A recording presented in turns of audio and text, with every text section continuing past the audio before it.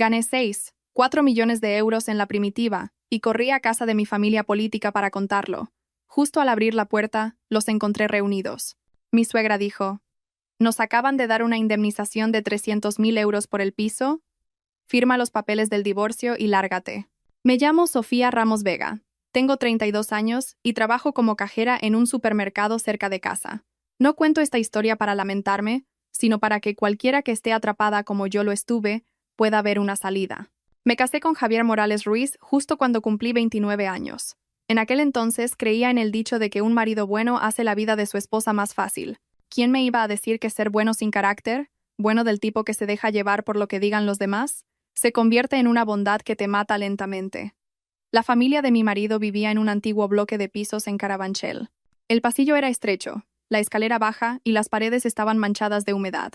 En los días de lluvia, el olor a moho se mezclaba con el del desagüe, y el piso, de apenas 30 metros cuadrados, se sentía asfixiante. Se dividía en un salón que hacía las veces de comedor, un dormitorio interior y una cocina tan minúscula que si te girabas bruscamente chocabas con alguien. Allí vivían mi suegra, Isabel Ruiz Vargas, de 58 años, una mujer cuyas palabras eran siempre dulces como la miel, pero una vez que te envolvían, te quedabas pegada sin poder escapar. Su lema en la vida era que una nuera al entrar en la casa de su marido debe ser discreta y sumisa, y su idea de discreta y sumisa se resumía en callar, aguantar y entregar el sueldo. Mi cuñada, Lucía Morales Ruiz, de 26 años, se levantaba a mediodía, pasaba la tarde tomándose cafés para sus redes sociales, y por la noche desaparecía a algún lugar desconocido. Cada vez que volvía a casa nunca traía ni una barra de pan, pero siempre tenía la boca abierta para pedir. Dicen que las mujeres temen a un marido indiferente. Yo, además, temía tener una familia que me veía como un cajero automático. Y luego estaba Javier, mi marido. Trabajaba como técnico de aire acondicionado. No era mala persona, no bebía ni me maltrataba, pero tenía un talento muy especial, el de desaparecer justo cuando más lo necesitaba. Cuando su madre me regañaba, él callaba. Cuando su hermana le pedía dinero, él callaba. Cuando yo me sentía sola, él callaba. Era tan silencioso como una sombra, pero una sombra no protege a nadie del sol. En 3 años como nuera, mi sueldo mensual nunca permaneció en mi cartera más de una mañana. El día de cobro, el encargado me llamaba para firmar la nómina, y el dinero entraba en mi cuenta. Yo me sentía feliz como una niña con un caramelo, pero en cuanto ponía un pie en casa, sin siquiera quitarme la mascarilla, mi suegra ya estaba sentada a la mesa, con el móvil delante y una voz suave como si preguntara por el tiempo. ¿Ya has cobrado, hija? Dame la tarjeta, que yo te la guardo.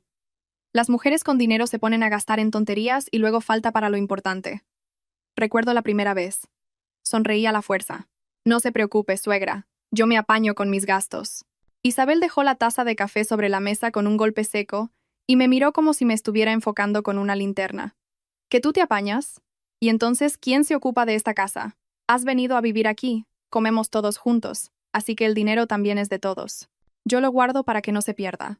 No te voy a robar ni un céntimo. Antes de que pudiera reaccionar, Javier ya le estaba entregando mi tarjeta, como si fuera una costumbre arraigada. Me susurró, como quien consuela a un niño. Dásela a mamá, Sofía. Ella administra mejor el dinero. Sentí un nudo en la garganta. Cualquiera que lo oyera diría que no es para tanto, solo es una tarjeta. Pero imagínense trabajar de pie 12 horas al día, con las piernas y la espalda destrozadas, para luego tener que pedir de rodillas 100 euros para comprarte un champú. Esa sensación no es de ser pobre de dinero, es de ser pobre en dignidad. Desde que la tarjeta estuvo en manos de Isabel, hasta la cosa más pequeña se convertía en un problema. Necesitaba unos zapatos nuevos porque los viejos tenían la suela despegada. Ella preguntaba: «Pero todavía se pueden usar, ¿no? Eres cajera, nadie te mira los pies». Quería mandarle algo de dinero a mi madre en el pueblo. Ella sonreía con sarcasmo. ¿Acaso en tu casa no hay hombres que se ocupen de ella? Ya tienes marido, así que tu prioridad es esta familia. Una vez, mi madre vino de visita y le di a escondidas algo de dinero para el autobús de vuelta. Isabel lo descubrió. No me dijo nada delante de mi madre, pero en cuanto se fue, soltó una de sus frases dulces como alfileres. No te prohíbo que quieras a tu madre, hija, pero hay que querer como es debido. No vayas a dar que hablar y que la gente diga que en esta casa te mantenemos para que tú mantengas a la tuya. Sonaba a lección de moral, pero en realidad era una cadena. Vivía en esa casa donde cada comida parecía un juicio. El menú solía ser lentejas, sopa de ajo, a veces una tortilla de patatas, Comida sencilla. No me quejaba. Lo que me aterraba era cómo traían la comida a la mesa acompañada de un interrogatorio. Isabel, mientras servía, decía: una buena nuera sabe administrar. Las mujeres se valoran por su discreción, no por su cara bonita. Lucía, con las piernas cruzadas y el móvil en la mano, añadía de vez en cuando: cuñada, mañana tengo un curso. Dame algo de dinero para la matrícula. Le preguntaba qué curso era, dónde, si tenía un recibo. Ella fruncía el ceño. ¡Jo, qué pesada! Somos familia y me pides papeles como si fueras el banco. Isabel intervenía. No le preguntes tanto. Dámelo a mí, que yo se lo doy. Que estudie para tener un futuro y poder ayudaros a vosotros. Miraba a Javier, que masticaba con la vista clavada en el plato, evitando mi mirada, como si su único deseo fuera que la comida terminara en paz. Entendí que la paz en esa casa significaba mi silencio. Muchas noches, tumbada, escuchaba el chirrido del viejo ventilador y la lluvia golpeando el tejado. Me preguntaba en qué me había equivocado. No era vaga, no vivía de ellos, trabajaba sin falta y no derrochaba. Entonces, ¿por qué me sentía como una deudora perpetua? A veces me consolaba pensando que quien calla otorga paz. Pero luego me reía con amargura. De tanto callar no veía la paz por ningún lado, solo veía cómo ellos se envalentonaban. Cuanto más aguantaba, más creían que no sentía dolor. El colmo fue el mes pasado. Faltaba personal en el supermercado y tuve que hacer horas extras sin parar. Llegaba a casa tan cansada que me dormía al instante. Aún así, por la mañana, Isabel me despertaba. Levántate temprano y ven al mercado conmigo. Hay que saber hacer las cosas de casa. Trabajar fuera es una cosa, pero las tareas del hogar son tu deber. Me arrastré al mercado con ella, cargando bolsas de verduras y carne, pero sin un solo euro en el bolsillo para comprar un pimiento. Le pedí: suegra, ¿me da algo de dinero? Quería comprar una guindilla. Me miró de arriba abajo. ¿Dinero? ¿De dónde? Si lo guardo yo todo. No te pongas a inventar ahora. La sensación de pedir tu propio dinero es humillante, créanme. Humillante y no puedes decir nada, porque si lo haces, te acusan de insolente. Esa misma noche, mientras fregaba los platos con agua fría, Lucía entró en la cocina, tiró un estuche de maquillaje sobre la mesa y dijo con total naturalidad: mañana he quedado. Cuñada, dame 200 euros. Me di la vuelta. Lucía, ¿de dónde los saco? Ella sonrió. Pues pídeselos a mamá, ella te quiere mucho. En ese momento recordé una frase que había leído en algún sitio. Hay gente que no te pisa porque te odie, sino porque necesita que seas débil para ellos sentirse fuertes. Miré al salón. Isabel contaba el dinero de la compra. Javier estaba tumbado mirando el móvil, sin levantar la vista. En ese instante, comprendí algo. Si seguía viviendo así, no haría falta que nadie me golpeara. Mi propio silencio me mataría. Pero aún no podía hacer nada diferente. Solo podía tragarme la amargura, ponerme el uniforme al día siguiente y sonreír a los clientes. La gente me veía sonreír y pensaba que todo iba bien.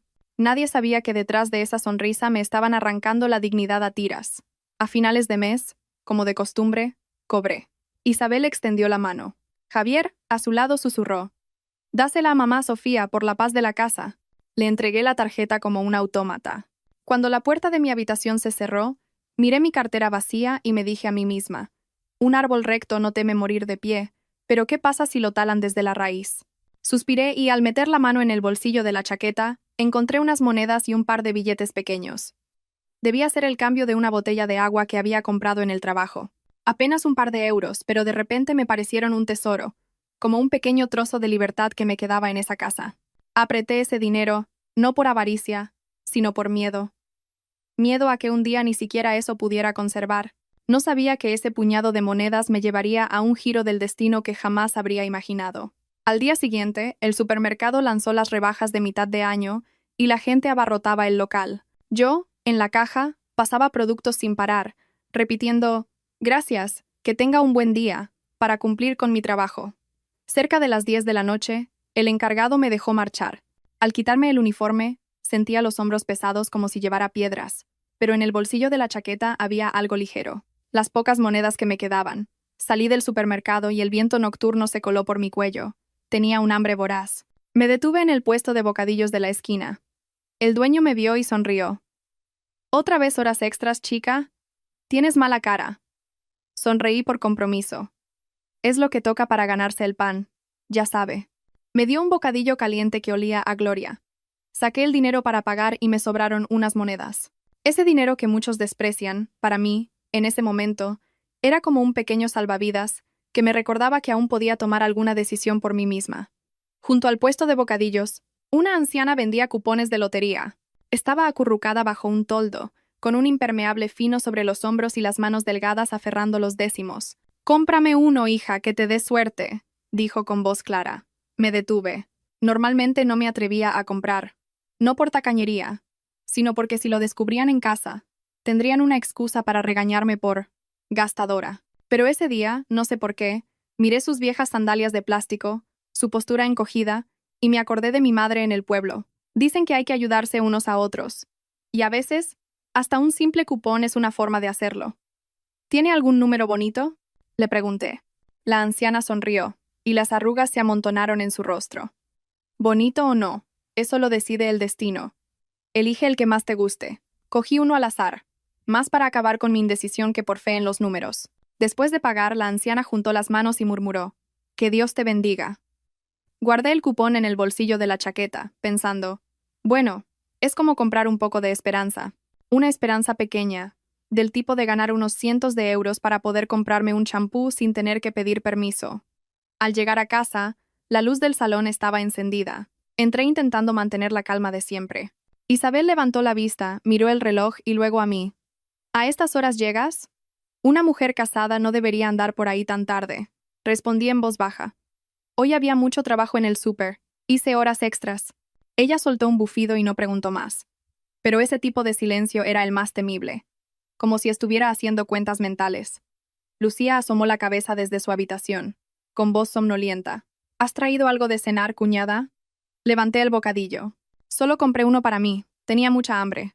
Lucía hizo una mueca y se volvió a meter en su cuarto. Javier, tumbado en la cama con el móvil, dijo sin apartar la vista de la pantalla: «Come algo y descansa, que mañana tienes que trabajar». En otro momento, habría pensado que se preocupaba por mí. Pero en ese instante, su frase sonó más a «no molestes» que a «deja que yo me ocupe». Entré en mi habitación y cerré la puerta. La luz tenue de la mesilla de noche teñía todo de amarillo. Me senté en el borde de la cama y saqué el cupón. Un trozo de papel fino, frágil, que se desharía con una gota de agua. De repente, me pareció un reflejo de mi propio destino, igual de vulnerable. Doblé el cupón con cuidado y lo metí en un pequeño bolsillo interior de un sujetador que mi madre me había dado. Lo hice con las manos temblorosas, riéndome de mí misma. Parece que escondo oro, y es solo un trozo de papel. Pero luego pensé que no era cierto. En esa casa, cualquier cosa que fuera mía podía convertirse en un delito. Cayó la noche y todos se durmieron. El sonido del televisor del salón se apagó, y solo se oían los coches lejanos en la calle. Yo estaba tumbada, pero no podía dormir. Tenía el estómago lleno, pero el alma vacía. Necesitaba sentirme segura. Cogí el móvil y busqué la página de resultados de la lotería. Era día de sorteo de la primitiva. Recuerdo perfectamente cómo la pantalla iluminó la oscuridad y me hizo entrecerrar los ojos. Empecé a comprobar los números, columna por columna, pensando que lo hacía por curiosidad, que tanto daba ganar como no, hasta que vi que los números de mi cupón coincidían todos. Volví a mirar, y una tercera vez. Hice zoom en la pantalla, acercando y alejando, como hace la gente cuando teme haberse equivocado. Pero cuanto más comprobaba, más fuerte me latía el corazón, tan fuerte que lo oía retumbar en mis oídos. Había ganado el premio especial, el bote. La cifra que aparecía en la pantalla era de 4 millones de euros. No grité, no salté de alegría, no sentí esa euforia que la gente imagina al ganar la lotería. Solo me incorporé de golpe en la cama, con la espalda helada, sintiendo lo mismo que si hubiera encontrado una maleta llena de dinero en medio de una calle rodeada de ladrones. Me tapé la boca para no hacer ruido. Los ojos me escocían, pero no podía llorar. En mi cabeza aparecieron imágenes a toda velocidad, no de comprar casas o coches, sino de Isabel sosteniendo mi tarjeta, de Lucía pidiendo dinero, de Javier sentado en silencio, como si nada fuera con él. Me oí susurrar, como si hablara con un fantasma. Dios mío, si se enteran, lo perderé todo. La gente dice que tener dinero te da la felicidad. En ese momento yo entendí otra cosa. Tener dinero sin el poder de conservarlo se convierte en una desgracia. Mi miedo ya no era a la pobreza, sino a que mis seres queridos se convirtieran en extraños en un abrir y cerrar de ojos. Apagué la pantalla del móvil de inmediato, como si apagara un incendio, y me quedé inmóvil, abrazando mi pecho, donde guardaba el cupón. Ese trozo de papel, de repente, pesaba tanto como mi vida entera. No me atrevía a encender la luz ni a salir a por agua. Me quedé sentada, escuchando la respiración tranquila y despreocupada de Javier a mi lado, como si el mundo no acabara de cambiar de color. Un buen rato después, me atreví a tumbarme, pero no dormí. Me quedé mirando el techo oscuro, con una idea repitiéndose en mi cabeza como un martillo. Manténlo en secreto. A toda costa me giré hacia Javier, mirando al hombre en quien una vez había confiado como mi apoyo. En ese momento, no sentí rabia ni rencor, solo vi una cosa con una claridad meridiana. A partir de ese instante, si no me salvaba yo misma, nadie lo haría por mí. Cerré los ojos, obligándome a respirar despacio. Como dice el refrán, más vale prevenir que curar. No sabía si podría curar algo, pero sabía que tenía que prevenir. Tenía que ser discreta, silenciosa, y medir hasta mi propia respiración. Estaba tumbada junto a Javier con los ojos abiertos de par en par. La pantalla del móvil llevaba tiempo apagada, pero esa cifra seguía brillando en mi mente como una bombilla que no se podía atenuar.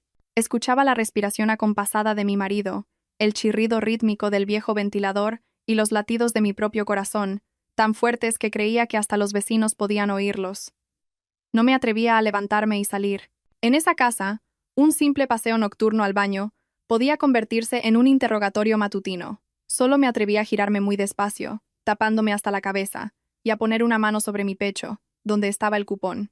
Era una sensación extrañísima, como si abrazara un trozo de papel que, en realidad, era el peso del cielo cayendo sobre mí. Me repetía, tranquila, tranquila. Pero, ¿cómo iba a estar tranquila con un secreto tan inmenso pegado a mi piel? Pensé en mi suegra, en la forma en que miraba el dinero como si fuera fuego. Pensé en Lucía, siempre con él, cuñada, dame dinero, en la boca. Pensé en Javier, el hombre que, aunque bueno, prefería empujar a su mujer delante para que otros le tiraran piedras. Cerca de las 3 de la madrugada no pude más. Cogí el móvil con sigilo, me tapé con la manta como una niña que hace una travesura y llamé a mi madre. Sonó una vez, dos. Estuve a punto de colgar por miedo a despertarla, pero entonces oí su voz, ronca por el sueño. ¿Hola? ¿Sofía, hija? ¿Qué pasa? ¿Por qué llamas a estas horas? Solo con oír su voz se me hizo un nudo en la garganta. Intenté hablar muy bajo, casi susurrando para mí misma. Mamá, me ha tocado la lotería. Hubo un silencio de unos segundos al otro lado. Pensé que no me había oído bien y repetí, como si temiera que las palabras se perdieran. Me ha tocado un premio grande, mamá, muy grande. Mi madre soltó un largo suspiro. No hubo gritos de alegría ni exclamaciones de ¡qué suerte! Solo su voz, seria y cortante como un cuchillo. ¿Dónde estás? ¿En casa de tu marido? Sí. ¿Lo sabe alguien? No. No me he atrevido a decírselo a nadie. Entonces, mi madre sentenció sin rodeos. Has hecho bien. Escúchame, Sofía. No se lo digas a nadie, ni siquiera a tu marido. Me quedé helada. En mi interior, todavía quedaba un resquicio de debilidad, una parte de mí que quería creer que un matrimonio era una unidad. Musité, pero Javier, es mi marido. Mi madre me interrumpió, con una voz firme pero no dura. Tu marido es bueno, pero esa bondad suya hace que se le escape todo por la boca. Si no guardas tú el dinero, no pasa nada, pero si lo tienes y dejas que otros lo sepan, es como abrirles la puerta de tu casa para que entren a robar. El dinero grande pone a prueba a la gente, hija. Un billete en la mano es un amigo fiel, pero si cae en manos de un avaro, se convierte en una trampa. Me quedé en silencio. Mi madre continuó, clavando cada palabra en mi cabeza. Escúchame bien. A partir de ahora ese secreto es tu vida. Para guardarlo tienes que hacer 3 cosas. Guardar silencio, guardar las apariencias y guardar el papel. ¿Guardar las apariencias? Pregunté, tragando saliva. No te muestres más feliz de lo normal. No compres cosas que no sueles comprar y no discutas más de la cuenta. Sigue viviendo como hasta ahora, incluso con más discreción si cabe. En esa casa tuya, en cuanto ven un poco de hierba, quieren cegarla para ellos. Sentí un escalofrío. Mi madre nunca había hablado así de nadie, pero estaba describiendo exactamente lo que yo temía. Pregunté, casi suplicando, entonces, ¿qué hago ahora? Lo primero es guardar bien ese cupón. ¿Dónde lo tienes? Bajé la mirada hacia mi pecho y susurré, lo llevo encima. Está bien, pero asegúrate de que esté en un bolsillo bien cerrado, que el sudor no lo estropee. Te voy a coser una faja de tela con un bolsillo secreto, de esas finas que se llevan pegadas al cuerpo. No lo hagas tú, que con los nervios lo harás mal. Mañana te la envío por mensajero. Mamá, tengo miedo de que registren mis cosas. Por eso mismo tienes que llevarlo siempre encima. Recuerda este dicho. Lo que es tuyo, guárdalo tú. No esperes que otros te lo guarden. No te estoy enseñando a desconfiar de tu marido, te estoy enseñando a protegerte de la codicia de la gente. Sentí que los ojos me ardían. No podía llorar en voz alta. Solo dejé que las lágrimas empaparan la almohada. Mi madre, al oír mi respiración entrecortada, suavizó un poco la voz. No llores, hija. Si eres pobre te desprecian. Si eres rica y no sabes protegerte, te roban. Te quiero, Sofía, y no quiero que te conviertas en la presa de nadie. Me sequé las lágrimas, intentando sonar firme. Y para cobrar el premio, ¿qué hago? Mi madre habló despacio, como si le explicara a una niña cómo cruzar la calle. Tienes que ir con discreción. No vayas sola. Si tienes miedo, iré contigo. Pide un día libre en el trabajo con la excusa de una revisión médica. Y recuerda, sal de casa con naturalidad, sin hacer nada sospechoso. Prepara respuestas para todo, por si te preguntan y te pones nerviosa. Pensé en Javier, durmiendo a mi lado, y en esa casa diminuta donde me vigilaban cada movimiento. Susurré, «Mamá, siento como si viviera en casa de extraños». Mi madre respondió, con la voz más grave, «Es que es así. Llevas 3 años allí y puede que nunca te hayan considerado de la familia. Tómalo como si el destino te hubiera dado una salida. Pero esa salida la tienes que cruzar tú sola, sin que nadie te lleve de la mano». Sentí como si alguien me estrujara el corazón, pero al mismo tiempo, noté algo nuevo. No era una esperanza de color de rosa, sino una lucidez aplastante, como si, perdida en la niebla, alguien me hubiera dado una linterna. Hice una última pregunta, muy bajo. «Mamá, si lo oculto, ¿no me sentiré culpable?» Hubo un silencio de unos segundos. Luego dijo, «Se siente una culpable con la gente que te quiere, Sofía. Con la gente que solo quiere tu dinero, no te ates con la palabra culpa. En esta vida, lo que se da, se recibe. Te han quitado el sueldo durante 3 años. Te han tratado como a una máquina. Si ahora guardas algo para ti, no estás haciendo nada malo». Cerré los ojos. Por primera vez en mucho tiempo sentí que mi corazón dejaba de tambalearse como una hoja al viento. Susurré un de acuerdo, que sonó como un juramento a mí misma. Colgué y dejé el móvil a un lado. Fuera seguía oscuro, pero dentro de mí, la penumbra de esos 3 años como nuera se había dividido por una línea clara. Hasta ahora había aguantado. A partir de ahora, iba a calcular. Me volví a tumbar. Seguía oyendo la respiración de Javier y el chirrido del ventilador, pero ya no me sentía como una mujer con la cartera vacía. Era una mujer que guardaba un secreto, y tenía que aprender a caminar por esa casa como si cruzara un campo de minas, con cada paso firme y medido. Esa mañana me levanté un poco antes de lo habitual, no por diligencia, sino por miedo a que el cansancio delatara algo extraño en mi rostro. Mi madre me lo había advertido. Guarda las apariencias. Fui al baño, me lavé la cara durante un buen rato, mirándome al espejo. Todavía tenía ojeras, pero forcé una sonrisa contenida, la misma que ponía en la caja del supermercado cuando un cliente difícil me hablaba mal. Al salir al salón, el desayuno ya estaba servido. Un cuenco de gachas blancas y un bote de encurtidos. El olor a caliente, que normalmente me reconfortaba, ese día me pareció humo. Un humo que nublaba la vista para poder decir cosas hirientes con más facilidad. Isabel estaba sentada a la cabeza de la mesa, con la espalda recta, removiendo su cuenco como si agitara el ambiente. Lucía, enfrente, despeinada y con cara de sueño, ya tenía el móvil en la mano. Javier se ataba los cordones, con la vista fija en el suelo. Me senté y me serví. Me dije a mí misma, come normal, respira normal, habla normal. Pero en esa casa, la normalidad era a veces un lujo. Isabel empezó, con su voz melosa. «Sofía, este mes tenemos un gasto importante en la familia». Asentí con un sí, sin levantar la vista. Lucía dejó el móvil sobre la mesa y se cruzó de brazos. «Cuñada, necesito dinero urgente». La miré y le pregunté una sola cosa. «¿Cuánto es urgente?». Respondió de carrerilla, como si lo hubiera ensayado. 1.000 euros. Es para la matrícula de un curso de especialización, y el plazo acaba hoy. Casi me eché a reír. No de alegría, sino porque sonaba a los teleoperadores que te intentan vender algo en 3 minutos. Me contuve y pregunté con calma. «¿Cómo se llama el curso? ¿En qué centro? ¿Tienes el papel de la matrícula?». Lucía frunció el ceño y miró a su madre en busca de ayuda. Isabel inmediatamente puso un trozo de encurtido en mi plato, sin perder su tono dulce. No preguntes tanto.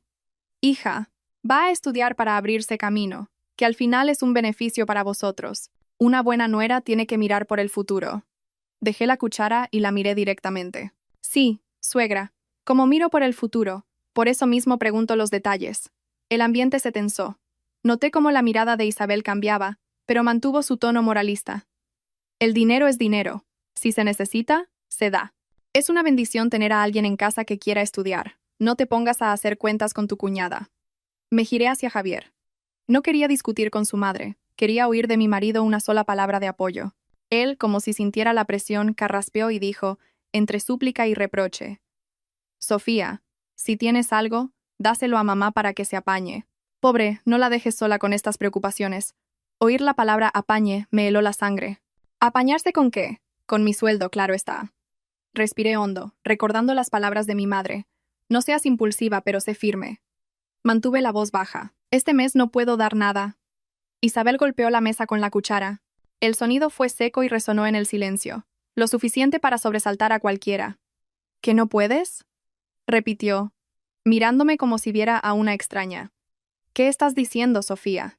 La miré sin apartar la vista. Digo que este mes no puedo porque no tengo el dinero en mis manos. Lucía soltó una risita. Qué graciosa. Trabajas y dices que no tienes dinero. Me volví hacia ella. Trabajar no significa poder disponer del dinero, y tú lo sabes bien. Lucía se sonrojó y se giró hacia su madre. Mamá, me está atacando. Isabel ignoró a su hija y me miró fijamente. No le des más vueltas. Tu sueldo entra en la cuenta, y la tarjeta la tengo yo. No te robo nada. Ahora la familia tiene una necesidad y tú dices que no tienes dinero. ¿Dónde lo has escondido? Esa pregunta fue como un latigazo. Comprendí que era la primera trampa. Si mostraba un ápice de pánico, olerían la sangre. Así que hice lo contrario. Mantuve la calma. No he escondido nada. Simplemente digo la verdad. Como no tengo el dinero, no puedo darlo como si lo tuviera. Si es necesario, que mamá me enseñe los papeles del curso de Lucía y buscamos una solución. Isabel sonrió con desdén. ¿Papeles? ¿Me estás enseñando a ser madre? No me atrevería. Solo pido claridad para que luego no haya malentendidos. La palabra, malentendidos, pareció tocar un nervio. Isabel se inclinó hacia mí, bajando la voz, pero con un tono afilado. ¿Qué malentendidos? Llevas 3 años comiendo y durmiendo en esta casa, y ahora hablas como una extraña. Ten cuidado, Sofía. En esta vida hay que ser agradecida. No dejes que la gente diga que eres una ingrata. Al oír eso, sentí lástima por mi yo del pasado. Antes, una frase así me habría hecho encogerme. Hoy, solo veía una cosa. Estaba usando las palabras para acorralarme. Dije lentamente. Como en esta casa, pero también contribuyo a ella. No le pido nada a nadie. Solo quiero que las cosas sean transparentes, con cuentas claras. No que tenga que decir que sí a todo lo que me pidan. Javier por fin levantó la cabeza. Su mirada era vacilante, como la de alguien atrapado entre dos fuegos. Acercó un poco su silla a la mía y susurró. Sofía, con esas palabras entristeces a mamá. Dale algo, aunque sea poco, y luego ya veremos. Lo miré esta vez sin enfado, y le pregunté directamente, como si fuera algo trivial. Javier, ¿tú sabes cuánto dinero tengo para mí? Calló. El silencio de quien no quiere responder. Asentí, como si lo hubiera entendido todo. Me giré hacia Isabel. ¿Quiere que le pida un préstamo a mi familia, suegra? Isabel parpadeó, pensando que había cedido. Sí, claro. Ve y habla con tu madre. Ella te quiere y seguro que te ayuda. Son solo 1000 euros, no es para tanto. Dejé la cuchara de nuevo. Mi voz seguía siendo baja, pero firme. No voy a pedirles nada. No voy a usar el honor de mi familia para tapar una urgencia sin justificar. Lucía golpeó la mesa. ¿A quién te refieres con sin justificar? La miré fijamente. Si dices que es para la matrícula, enseña el papel. Si no lo tienes, no esperes que otros paguen por ti. Lucía se levantó de un salto, con la cara roja de ira. Vaya con la cuñada. Parece que eres la jefa de proyectos, pidiendo informes y todo. Casi me río al oírla usar esas palabras. Seguro que las había aprendido en algún sitio. Pero no me reí. Solo dije. Pido informes para que no me tomen el pelo. Isabel golpeó la mesa con la mano, alzando la voz. Sofía, eso es una falta de respeto. Si quieres paz en esta casa, me obedeces. Si no, lárgate a casa de tu madre. La palabra lárgate no la dijo de forma vulgar, pero la intención de echarme era clara. Sentí un nudo en la garganta. Durante 3 años me había tragado innumerables frases como esa, pero hoy no.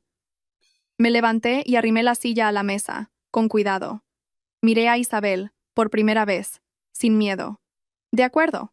Si quiere echarme por no dar un dinero sin justificar, lo tendré en cuenta. Javier se levantó también y me cogió del brazo. Sofía, ya basta.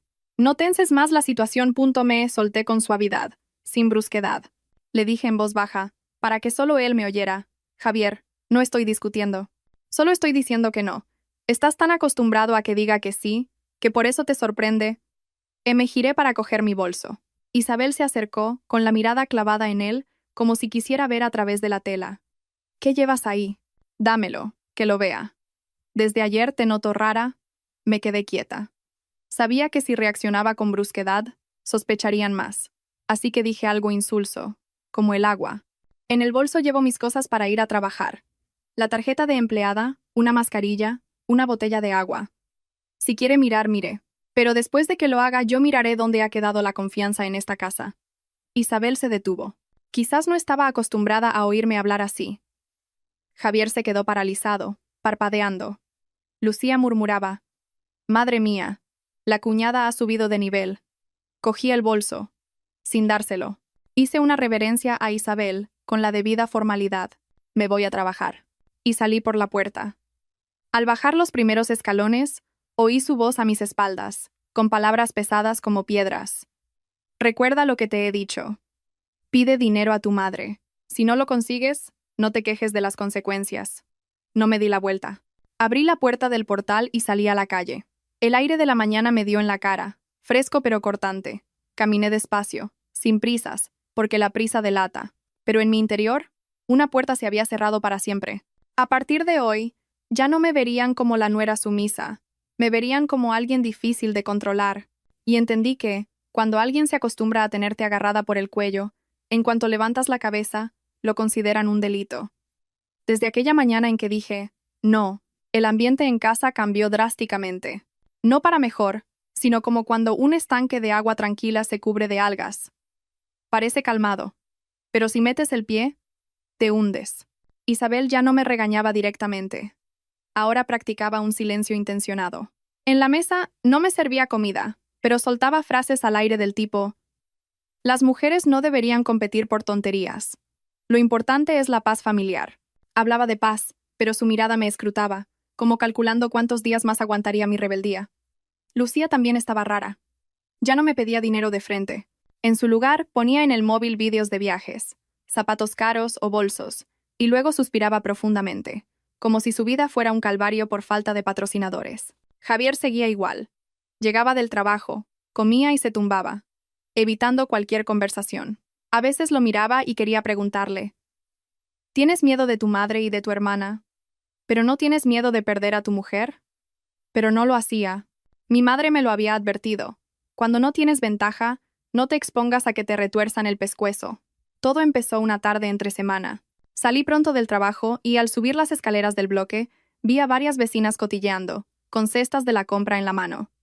«Oye, que dicen que van a expropiar el edificio. La indemnización va a ser gorda». «Madre mía, si nos indemnizan por esto nos cambia la vida. A lo mejor nos dan varios cientos de miles de euros a cada uno. Me quedé helada. El edificio era viejo, con barandillas oxidadas y paredes agrietadas.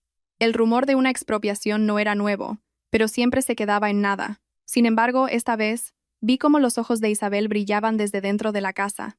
Un brillo de quien acaba de oír el sonido del dinero.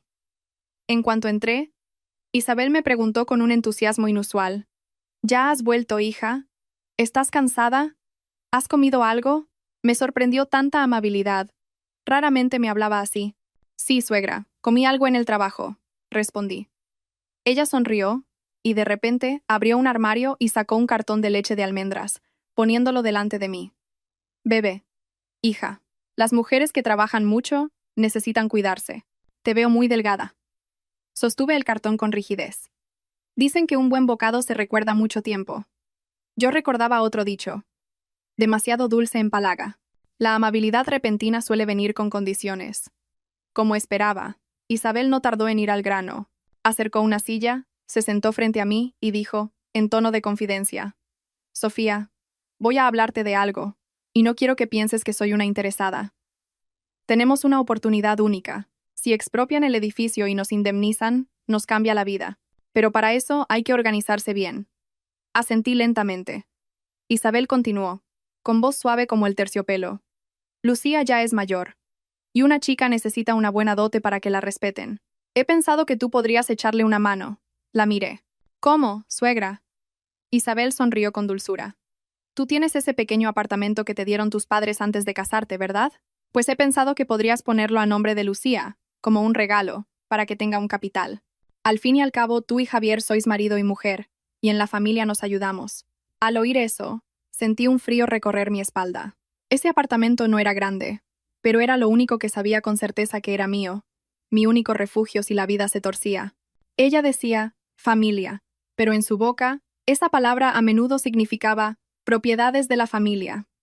Antes de que pudiera responder, Lucía salió de su habitación. Ese día iba bien vestida, con el pelo ondulado y los labios pintados, algo muy raro en ella. Se sentó junto a su madre, con una voz suave, como si acabara de aprender a ser educada. Cuñada, sé que hasta ahora he sido un poco despreocupada, pero quiero cambiar, quiero tener algo propio, para que cuando me case, me respeten. Terminó la frase bajando la cabeza, como si fuera sincera. La miré y me dio la risa por dentro, no porque actuara mal, sino porque actuaba exactamente como le gustaba a su madre, sumisa, obediente y pedigüeña. Javier también apareció, limpiando su móvil como si estuviera limpiando su conciencia. Se sentó, evitando mi mirada, y soltó una frase ambigua. Sofía, mamá lo ha pensado por el futuro de Lucía, y además tenemos que planificar a largo plazo. Lo miré. Esta vez no le pregunté qué pensaba. Lo miré directamente, para que viera por sí mismo en qué lado estaba, pero él bajó la cabeza. Isabel, al ver que yo callaba, añadió más leña al fuego. No te preocupes, hija. El cambio de nombre es solo un papel. Lucía será la propietaria, pero seguiremos alquilando el piso. El dinero del alquiler lo guardaré yo, y más adelante ya haremos cuentas. Al oír, lo guardaré yo. Quise reírme a carcajadas, y lo hice, pero fue una risa suave. Dejé el cartón de leche sobre la mesa y dije con calma: Suegra, permítame una pregunta. ¿Por qué hay que cambiar el nombre ahora? Isabel parpadeó. Para que dé tiempo. Hay que ser rápidos. Las oportunidades no esperan. Asentí y continué preguntando. Si es solo para darle un capital a Lucía, ¿por qué no lo ponemos a nombre de Javier y mío y más adelante vemos, en lugar de ponerlo solo a su nombre? Lucía intervino de inmediato, con la voz de repente afilada. Cuñada, te preocupas demasiado. Si lo pongo a mi nombre, es una dote. Si estás tú, ¿qué dote es esa? Isabel miró a su hija como recordándole que mantuviera la calma, y luego se volvió hacia mí, de nuevo con suavidad. Sofía, en la familia hay que apoyarse. Eres la cuñada mayor. ¿Qué te cuesta ayudar a tu cuñada? Si te soy sincera, en la vida de una mujer, ¿de qué sirve acumular dinero y propiedades? Lo importante es que tu familia política te quiera. Esa frase sonaba a lección de vida, pero sabía que era una aguja envuelta en azúcar. Si decía que sí, lo perdía. Si decía que no, me tacharían de egoísta. Respiré hondo, recordando el consejo de mi madre. No reacciones de inmediato. Opté por no confrontar, sino por hacer preguntas para que se delataran solos. Sí, suegra, entiendo lo que dice, pero cambiar un nombre es algo serio. Hay que ir al notario, firmar papeles. Le pido que me dé unos días para pensarlo. También me gustaría consultarlo con mi madre, para hacer las cosas bien. El ambiente se volvió tenso. La sonrisa de Isabel se desvaneció. Lucía frunció el ceño. ¿Qué tienes que pensar? ¿O me ayudas o no me ayudas? Dilo claro. Miré a Lucía con la voz firme. Si quieres que te ayude, dame tiempo. Las prisas no son buenas consejeras. Isabel la interrumpió, con un tono más duro. Hablas muy bien, pero me parece que estás buscando excusas. ¿Tienes miedo de perder ese apartamento, a que sí? No lo negué de inmediato. Solo dije, sí, tengo miedo, porque es un bien que mis padres consiguieron con mucho esfuerzo. No puedo tomar una decisión a la ligera. Isabel soltó una risa seca. ¿Tus padres se esforzaron? ¿Y yo no? Yo crié a Javier y a Lucía. Ahora que te toca a ti corresponder, ¿te echas para atrás? La palabra corresponder me sonó amarga. La correspondencia se tiene con los propios padres. Aquí, ella quería que le correspondiera con una escritura de propiedad. La miré, manteniendo la compostura. Correspondo trabajando, ocupándome de la casa y siendo una buena persona. Pero lo de cambiar el nombre, necesito pensarlo. Javier, por fin, intervino, con un tono entre súplica y reproche. Sofía, lo estás poniendo muy difícil. Mamá te lo ha pedido con buenas palabras. Deja que ella lo arregle y así evitamos problemas. Al oír problemas, solté una frase, no muy alta pero clara. Los problemas en esta casa no surgen porque yo pregunte. Surgen porque todos quieren que firme sin que nadie quiera que entienda. La frase cayó como una losa en el salón. Isabel me miró fijamente, esta vez sin rastro de dulzura. Pero no estalló como el día en que me negué a dar el dinero. Cambió de táctica. Se levantó, se sacudió la ropa y dijo, a modo de conclusión: de acuerdo, piénsalo. Pero te aviso, no dejes pasar la oportunidad y luego te quejes de que no te lo advertí. Lucía hizo una mueca. Se echó el pelo hacia atrás y se fue a su habitación. Javier también se calló y salió al balcón a fumar. Me quedé sola, con el cartón de leche sin abrir. Sentí como si acabara de esquivar una soga que me habían preparado. Esa noche, después de fregar los platos, me quedé mirando el fregadero lleno de espuma. Recordé un dicho. Cuentas claras, amistades largas. En esta casa, las cuentas nunca estaban claras, y por eso el cariño se agotaba día a día. No llamé a mi madre de inmediato. Saqué los papeles de mi apartamento y los revisé. No por miedo a firmar algo equivocado, sino porque entendí que, a partir de ese día, su objetivo había cambiado. Ya no me pedirían migajas. Intentarían quedarse con mi vida entera con una sola firma. Esa noche, el aire era denso y pesado. El viejo edificio ya era sofocante de por sí, pero en un día sin viento, el interior se convertía en un horno. Acababa de llegar del trabajo, sin siquiera cambiarme de ropa, cuando Lucía salió de su habitación, malhumorada. ¡Qué calor! Esto es un infierno. Isabel, que se abanicaba, respondió con acidez. Pues anda que otros, que ni casa tienen, te quejas de vicio. No dije nada. Me lavé las manos en silencio y calenté un poco de arroz para cenar algo. Últimamente, Isabel hablaba menos, pero miraba más. Su mirada era la de quien mide el cuello de una gallina para saber qué cuerda usar. Después de cenar, Javier se sentó en el balcón. Ya era un hombre de pocas palabras, pero esa noche estaba aún más callado. Lo miré y me pregunté si estaba enfadado por mi firmeza o si simplemente quería que todo pasara sin más. Sobre las 9, cuando me disponía a ducharme, la luz se fue. El ventilador se detuvo. Todo quedó a oscuras, salvo por el débil resplandor que entraba desde el pasillo. Lucía gritó. «¡Joder! ¡Otro apagón! ¡Qué mala suerte!». Isabel la regañó. «Cállate. ¿Quieres que todo el bloque se entere de que no tenemos ni una vela?». Entorné la puerta de mi habitación y encendí la linterna del móvil, pero la apagué enseguida. En esa casa, hasta un simple gesto como ese podía ser motivo de interrogatorio. Dejé la puerta entreabierta para que entrara algo de aire. El apagón lo desnudaba todo. Las respiraciones, los pasos, el tintineo de una cuchara y los secretos del corazón. Me tumbé y me di la vuelta, fingiendo dormir. No quería espiar, solo evitar otra conversación inútil. Pero entonces oí a Isabel llamar a Javier en el salón, en voz baja pero clara. «Javier, ven aquí, quiero hablar contigo». Javier respondió con un murmullo, y oí el chirrido de una silla de madera al moverse, un sonido que pareció una señal de advertencia. Isabel habló. Su voz ya no era dulce, sino fría y decidida. «Ten cuidado con tu mujer, ha cambiado». Me contesta. Me pide papeles. Actúa como si en esta casa le estuviéramos pidiendo limosna. Javier suspiró. Es verdad que últimamente está tensa, pero será por el cansancio, mamá. Al oír eso, una pequeña llama de esperanza se encendió en mí. Pero se apagó al instante con la risa seca de Isabel. ¿Cansancio? ¿Qué va? Lo que tiene es miedo de perder su apartamento. Te lo advierto, Javier. Si esa mujer consigue controlar el dinero, te controlará a ti. Créeme, tienes que hacer que firme. Apreté la manta con fuerza. En la oscuridad, mis manos sudaban. Javier preguntó en voz baja. ¿Firmar qué, mamá? El cambio de nombre, respondió Isabel sin rodeos. Eso de que se lo va a pensar es para ganar tiempo. Y he oído que lo de la expropiación es cierto. Si nos indemnizan, serán por lo menos 300.000 euros. ¿Entiendes? Si para entonces ella tiene dinero, se largará y te dejará sin nada. Al oír esa cifra, sentí un escalofrío. Resulta que la dote para Lucía era solo una excusa. El verdadero plan era la indemnización, el dinero, un juego mucho más grande de lo que yo había imaginado. Javier vaciló. Pero ese apartamento se lo dieron sus padres. Hacer eso es pasarse, ¿no? Isabel bajó la voz, como si le inyectara veneno en el oído. ¿Pasarse? ¿Qué dices? Ella es tu mujer, vive en esta casa.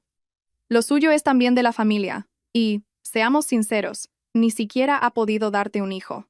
Una mujer que no puede tener hijos, ¿para qué quiere propiedades? Para llevárselas cuando se vaya. ¿Y tú con qué te quedarás? Sentí como si me hubieran arrojado un cubo de agua helada. Me mordí el labio con fuerza para no gritar. El tema de los hijos era mi herida más profunda. Había ido a médicos, tomado medicación, controlado mis ciclos, y cada vez que fracasaba, solo quería desaparecer. Nunca imaginé que Isabel usaría eso como un puñal para hurgar en la herida. Javier se quedó en silencio. Un silencio tan largo que oí el zumbido de un mosquito. Esperé una palabra de defensa, solo una. Algo como, «Mamá, no digas eso. Le harás daño a Sofía». Pero no hubo nada. Isabel continuó, cada vez más directa. «Lo tengo todo pensado. ¿La llevamos al notario? ¿Le decimos que es para poner el piso a nombre de Lucía? Por no quedar mal, firmará. Y una vez que firme, se acabó. Cuando llegue la indemnización, tendremos dinero. Si queremos que se quede, se queda. Si queremos echarla, la echamos». Javier murmuró muy bajo. ¿Echarla? ¿Cómo vamos a echarla? Es mi mujer. Isabel respondió al instante. Sin dudar. ¿Qué mujer? ¿Una mujer que le falta al respeto a su suegra, que es una egoísta y una interesada? ¿Para qué quieres una mujer así? Escúchame, Javier. La hemos mantenido 3 años. Ya es hora de que devuelva el favor. Hay que ser agradecida en esta vida. ¿Y ella con quién es agradecida? Con su madre, no con nosotros. Punto. El corazón me dolía. 3 años trabajando, cuidando de la casa. Y para ella, yo era una mantenida. Javier volvió a callar. Oí cómo sorbía por la nariz, como alguien que está incómodo pero no se atreve a protestar. Isabel lo presionó. Javier, te hago una pregunta. ¿De qué lado estás? Un silencio largo y pesado. Sentí que se me dormían las manos. Entonces oí la voz de Javier. No era fuerte, pero fue suficiente para que yo entendiera cada palabra. Estoy de tu lado, mamá. En ese instante, me quedé vacía. Ni rabia ni ganas de llorar. Solo un frío glacial que se extendió desde mi pecho hasta las extremidades, como si me hubieran arrancado todo el calor. Isabel, como si hubiera ganado una batalla, cambió a un tono de mando. Entonces, escúchame. Habla con ella con buenas palabras para que firme sin problemas. Y si no quiere, le enseñaremos lo que significa ser una nuera que no sabe cuál es su sitio. Javier murmuró un «de acuerdo». Yo seguía de cara a la pared, con los ojos abiertos en la oscuridad. Me acordé de un dicho. Cuando hay tormenta, la mujer sabia calla. Pero de tanto callar, mi marido se había acostumbrado a mirar desde la barrera. Dicen que el hombre construye la casa y la mujer, el hogar. Yo sentía que había construido el hogar sola, mientras él miraba cómo se quemaba.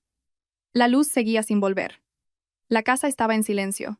Oí los pasos de Javier entrando en la habitación y tumbándose a mi lado. Se dio la vuelta, me tapó y suspiró, como si se hubiera quitado un peso de encima. Yo, en cambio, sentía como si me hubieran puesto una losa sobre el pecho. Me tocó suavemente el hombro y susurró. ¿Estás dormida? No respondí. Temía que si abría la boca, me echaría a llorar, y llorar en ese momento solo demostraría debilidad. Guardé silencio.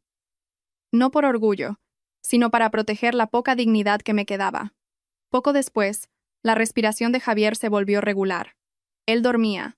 Yo, en cambio, seguía inmóvil, con la mano sobre el pecho, donde sabía que guardaba otro secreto, otro camino, y a partir de esa noche, ya no lo consideraría a él como un compañero de viaje. En mi mente, solo quedaba un pensamiento, lúcido hasta dar miedo. En esta casa, si no me salvaba yo, me vendería en el futuro con una firma, de la mano de la persona a la que llamaba marido. Después de esa noche, ya no veía esa casa como mi hogar. Era una caja donde se hacían cálculos, y yo era el objeto que estaban pesando. A la mañana siguiente, me levanté como siempre, puse agua a calentar, me vestí para ir a trabajar, pero en mi cabeza ya había trazado una línea clara. No necesitaba discutir más ni demostrar quién tenía razón con palabras. Ellos ya habían elegido su bando. Yo solo tenía que elegir la forma más digna de salir de allí. Lo más difícil era seguir interpretando el papel de la nuera normal. Isabel me miraba con recelo, pero yo no evitaba su mirada ni reaccionaba. Respondía a sus preguntas de forma breve. Si Lucía me lanzaba una indirecta, hacía como que no la oía. Si Javier intentaba decir algo como, «Come, Sofía», yo solo respondía con un sí de compromiso. Ese sí no era de sumisión, sino de autocontrol, porque sabía que caminaba sobre una cuerda floja. Necesitaba una excusa para salir de casa sin que me siguieran. Si pedía el día libre de repente, Isabel sospecharía.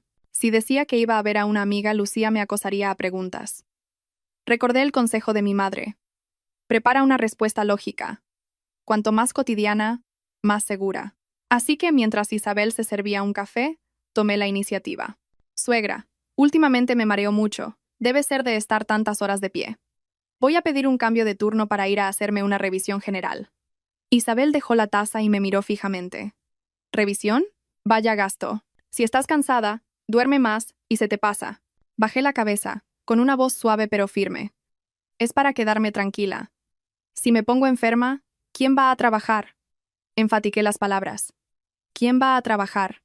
Lo justo. A Isabel no le gustaba que gastara dinero, pero le encantaba que lo ganara. Al final hizo un gesto con la mano. Si quieres ir, ve, pero no te pongas a hacerte pruebas raras. Sí, suegra, respondí. Ya tenía mi excusa. Ese mediodía salí de casa con un bolso pequeño. Dentro, solo llevaba mi DNI y algunas cosas sin importancia. Lo más valioso lo llevaba pegado al cuerpo, tan bien guardado que hasta sentía los pasos más pesados. No pedí un taxi en la puerta. Caminé un buen trecho, y luego llamé a un BTC para evitar que algún conocido me viera. En ese barrio, las noticias corrían más rápido que las motos. Mi madre me esperaba en un pequeño bar cerca de una rotonda, un lugar de paso donde la gente come rápido y se va, sin tiempo para fijarse en los demás. Estaba sentada, con una blusa marrón claro y el pelo recogido, con un vaso de agua delante. Parecía una madre cualquiera que había venido a visitar a su hija. En cuanto me vio, solo asintió levemente. No hubo abrazos ni preguntas en voz alta. Actuó como si solo hubiéramos quedado para comer. Me senté y pedí un plato del día.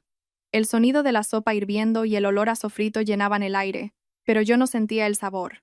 Mi mano inconscientemente iba a mi pecho para comprobar que el cupón seguía allí. Mi madre me miró y dijo en voz baja, ¿estás tranquila? Sonreí a la fuerza. Estoy tan tranquila que no me atrevo ni a respirar hondo. Me puso un trozo de carne en el plato, con la voz serena. Pues así tiene que ser. Dicen que el dinero cambia a los amigos. A ti, sin tenerlo aún, ya hay quien quiere cambiar su vida a costa de tu sudor. Hay que ser lista. Sacó un papelito donde había anotado los pasos a seguir, dónde ir, a qué hora, qué llevar, a quién llamar. Al ver su letra sentí un nudo en la garganta. A veces, la mayor fortuna de una mujer no es el oro, sino tener una madre lo suficientemente cuerda como para guiarte en la oscuridad. Me advirtió. Cuando hagas los trámites, no hables de más. Responde solo a lo que te pregunten. No cuentes tu vida, no hables de tu familia. Lo que no sea necesario, cállatelo. Piensa 7 veces antes de hablar, pero con tanto dinero, piénsalo 70. Asentí. Ya no sentía que iba a cobrar un premio. Me sentía como si estuviera organizando una mudanza secreta para escapar de mi antigua vida. Llegamos al lugar para hacer los trámites a primera hora de la tarde. En un momento de poca afluencia, llevaba un sombrero, una mascarilla y una chaqueta ancha, no por elegancia, sino para minimizar la posibilidad de que me reconocieran. Mi madre caminaba a mi lado, con una calma que parecía que solo me acompañaba a hacer un recado. Dentro, todo era luminoso. Olía a aire acondicionado y a papel. Entregué la documentación. Firmé. Compararon los datos. Me tembló un poco la mano al coger el bolígrafo, pero me obligué a escribir con firmeza. Me dije a mí misma, no tiembles. Si te ven temblar, se acordarán de tu cara.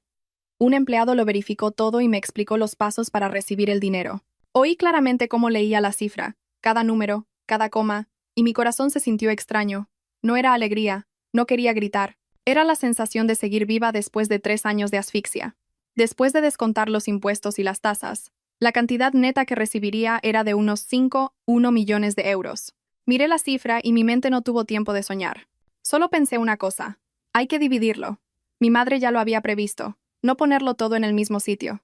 Una gran cantidad de dinero en un solo lugar es como colgar un cartel en la puerta para que los ladrones sepan dónde entrar. Abrimos varias cuentas en diferentes bancos. Una parte la pusimos en depósitos a plazo fijo para frenar cualquier impulso de gastar. Otra parte, líquida, para imprevistos. Mi madre también me dijo que apartara una cantidad para mis padres en el pueblo. Sabía que, cuando dejara la casa de mi marido, atacarían mi punto más débil. Cuando terminamos, no fuimos a celebrarlo. Mi madre solo me compró una botella de agua y me la puso en la mano, como si me diera una orden. Bebe. Ahora tienes que vivir como si no hubiera pasado nada. No te cambies el peinado, no compres ropa nueva, y sobre todo, no te vuelvas amable de repente con tu familia política. Lo olerán. Sonreí por primera vez en todo el día. Eso de amable de repente suena gracioso. Mi madre me miró, con los ojos serios pero la voz suave. Es gracioso, pero es verdad. Has sido demasiado buena, y se han acostumbrado a pisarte. Ahora, para salir de ahí, tienes que ser inteligente. No para hacer daño a nadie, sino para que no te lo hagan a ti. De vuelta. Sentada en el coche. Miré el tráfico de Madrid. Los coches, los pitidos, las luces. Todo seguía igual. Solo yo era diferente. Ya no era la mujer que pedía dinero para un champú. Tenía en mis manos el arma para salir de esa caja asfixiante. Pero también entendí que el dinero era solo la mitad de la batalla. La otra mitad era mantener la cabeza fría. A la mínima señal, al más pequeño descuido, Isabel y Lucía no lo dejarían pasar. Eran como depredadores que, al oler la comida, no paran hasta tenerla.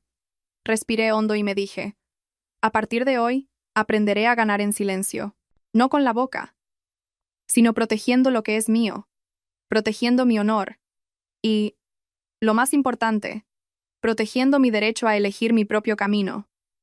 Esa noche, volví a casa, como siempre, colgué el bolso, me cambié, me lavé las manos y fui a la cocina a ayudar con la cena.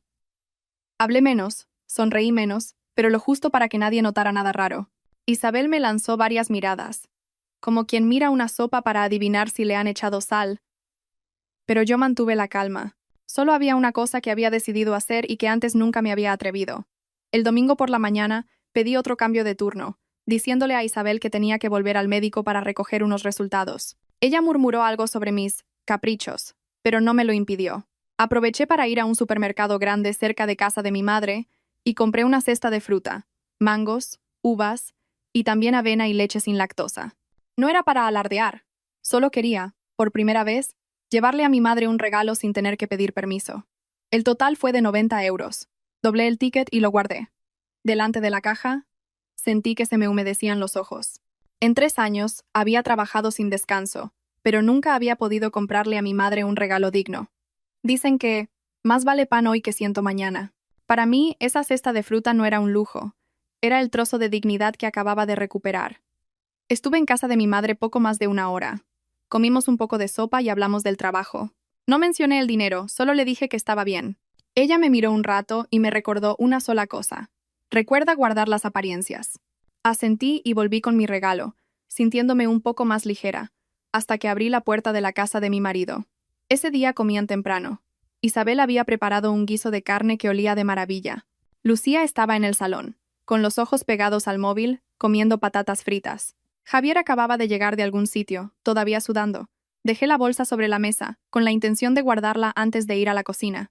Pero al abrirla, el ticket se deslizó y cayó al suelo. No habría pasado nada si Lucía no hubiera tenido la vista de un lince. Se agachó a recogerlo, le echó un vistazo y abrió los ojos como platos. ¿Qué es esto? Me acerqué. Tranquila, es solo el ticket de la compra. Pero no me lo dio. Lo levantó y leyó en voz alta, como si fuera una sentencia. Uvas, mangos, avena, leche. Total, 90 euros. Madre mía, cuñada, qué rica te has vuelto. Isabel, al oír el jaleo, salió de la cocina. Se secó las manos en el delantal, le arrebató el ticket, lo repasó y su cara se ensombreció. ¿90 euros? Mantuve la calma. Sí, le he comprado un regalo a mi madre. En cuanto dije, a mi madre, la mirada de Isabel se volvió glacial. Tiró el ticket sobre la mesa, y su voz ya no sonaba a lección, sino a acusación. ¿De dónde has sacado ese dinero? ¿Cuánto cobras? La tarjeta la tengo yo. ¿O es que tienes dinero escondido? Lucía intervino, echando más leña al fuego. A lo mejor se lo ha dado alguien. Últimamente estás muy respondona. Seguro que tienes a alguien que te apoya. Me quedé quieta. Sabía que era el momento de mantener la cabeza fría. Si me enfadaba les daría la razón, Miré a Isabel. Ese dinero lo he ahorrado de lo poco que me daban para el desayuno y de las monedas sueltas. Lo he ido guardando. No le he pedido nada a nadie, ni le he quitado nada a nadie. Isabel sonrió con desdén.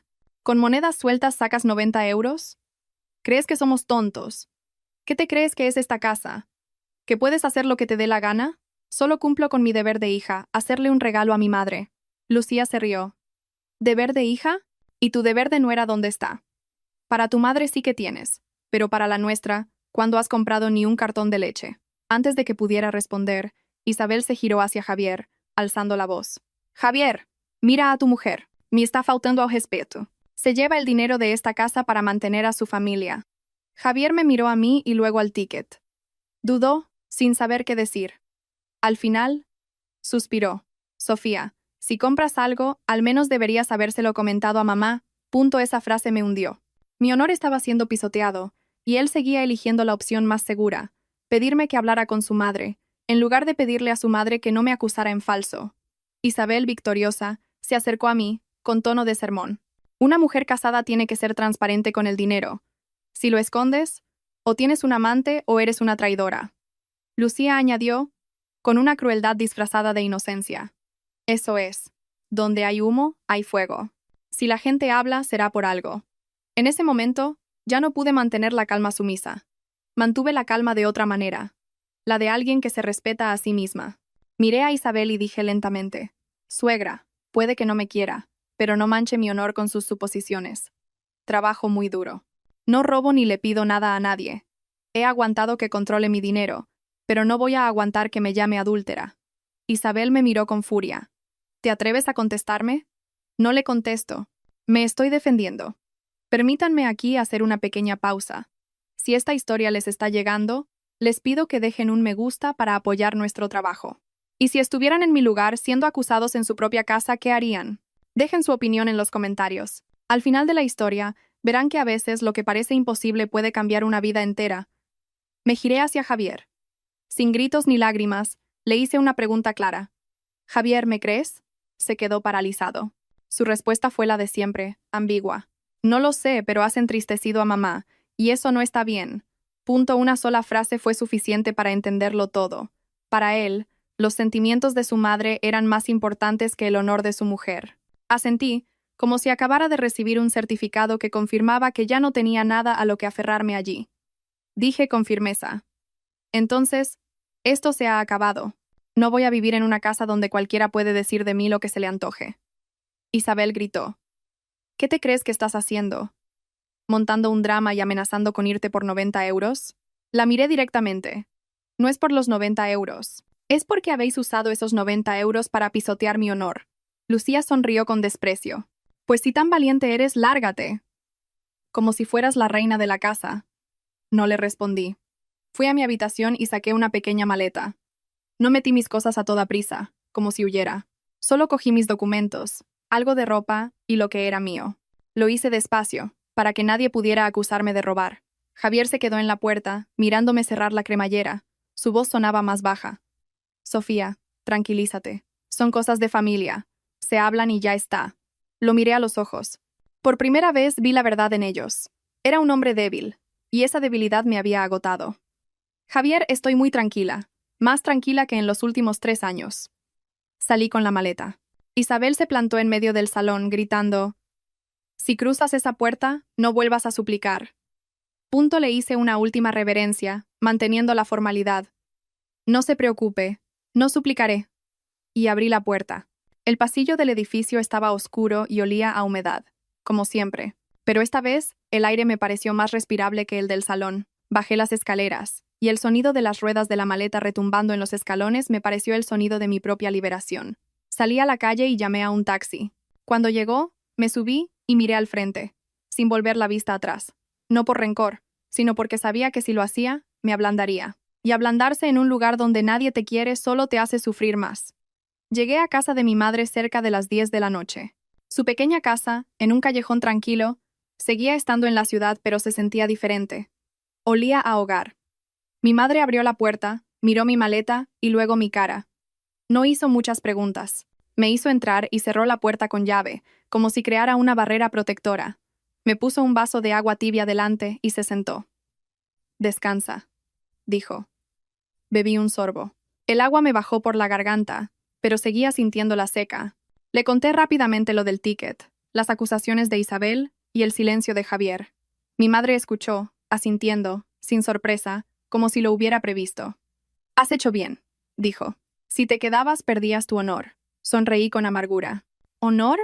¿Aún me queda algo de eso, mamá? Mi madre me miró, con la voz firme. Lo conservas no haciendo caso a lo que digan.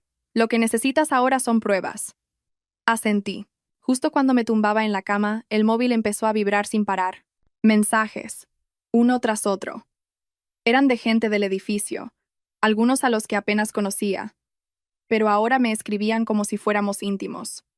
Sofía, ¿qué ha pasado? Tu suegra dice que te has fugado con dinero. Vuelve y acláralo, que la gente está diciendo de todo. Oye, he visto que Isabel ha puesto en el grupo de vecinos que le has robado. Me incorporé de golpe. El corazón me latía con fuerza, no de miedo, sino de rabia y frío.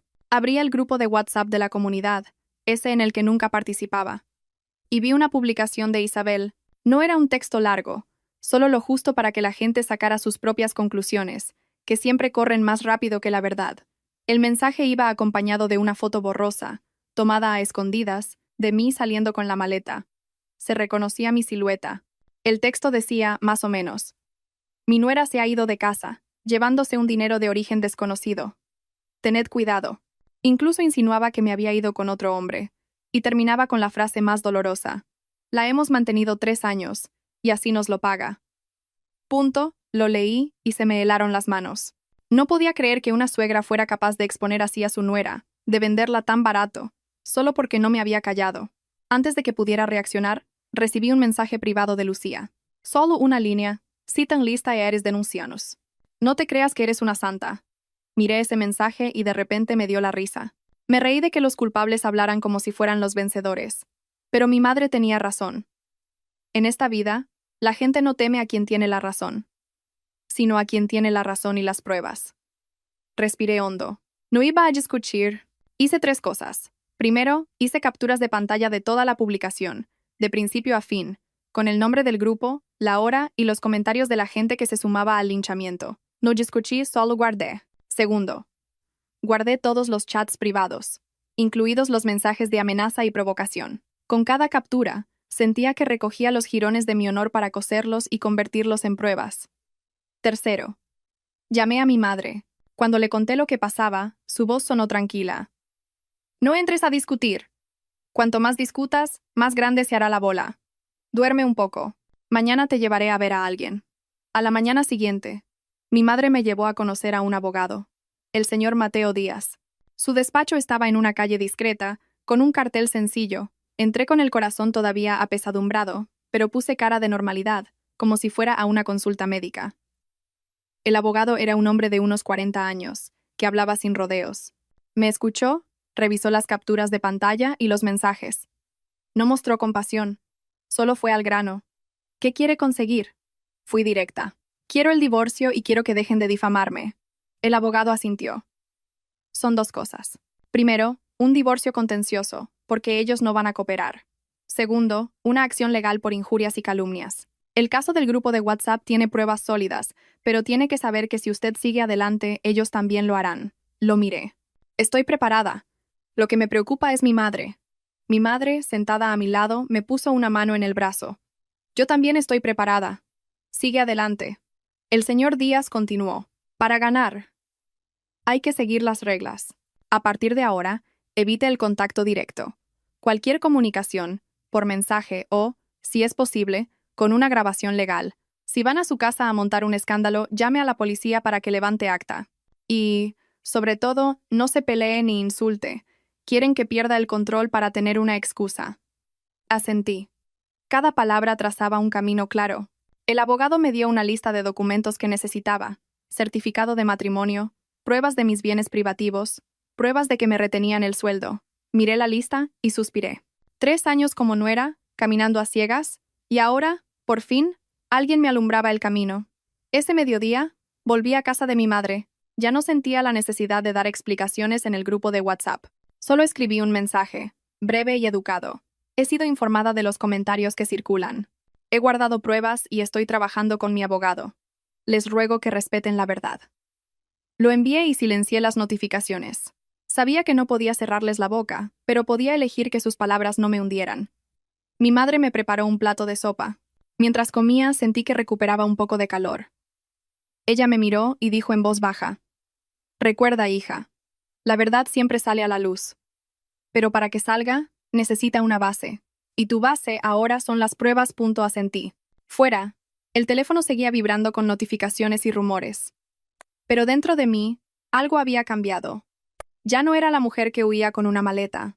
Era una mujer que se preparaba para una guerra, no con los puños, sino con papeles y con la cabeza fría.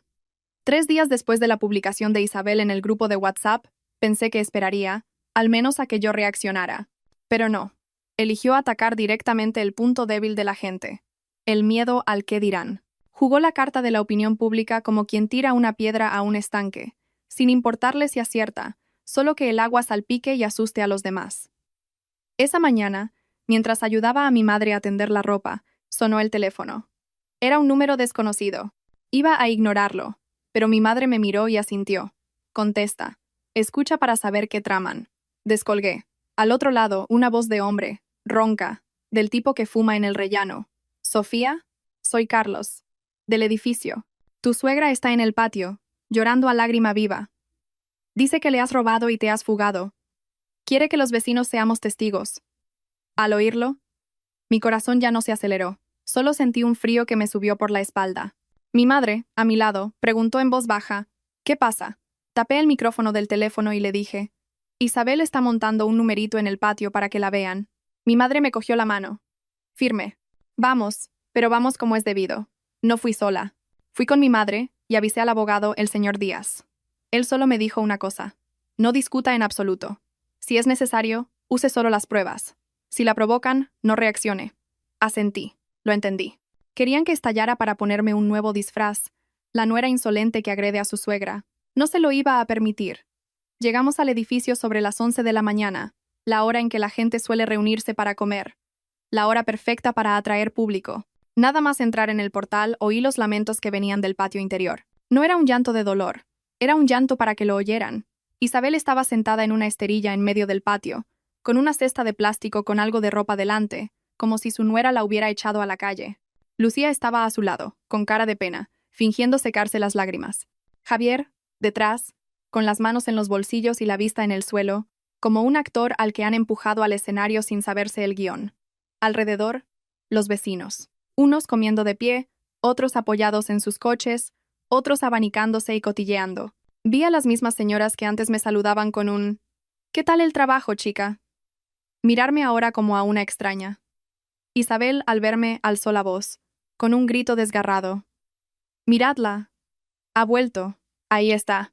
La nuera que me ha robado se ha fugado y todavía tiene la cara de volver». Oí murmullos. «¿De verdad? ¿Le ha robado?». «Dicen que se fue con otro». Oí cada palabra, pero no aceleré el paso. Caminé despacio, deteniéndome a una distancia prudente. Mi madre, a mi lado, con la espalda recta, miraba a Isabel. No habló de inmediato. Dejó que se desahogara. Isabel, entre sollozos, me señaló. «La he mantenido 3 años. Le guardaba el sueldo para el bien de la familia, y ella me lo roba. Se compra regalos para su madre y luego se larga con una maleta. Si se fue así, es porque algo trama. Les pido a todos que sean testigos para que la policía actúe». Lucía añadió, con voz lastimera: «Cuñada, devuélvele el dinero a mamá. Estamos pasando por un mal momento. No seas tan cruel».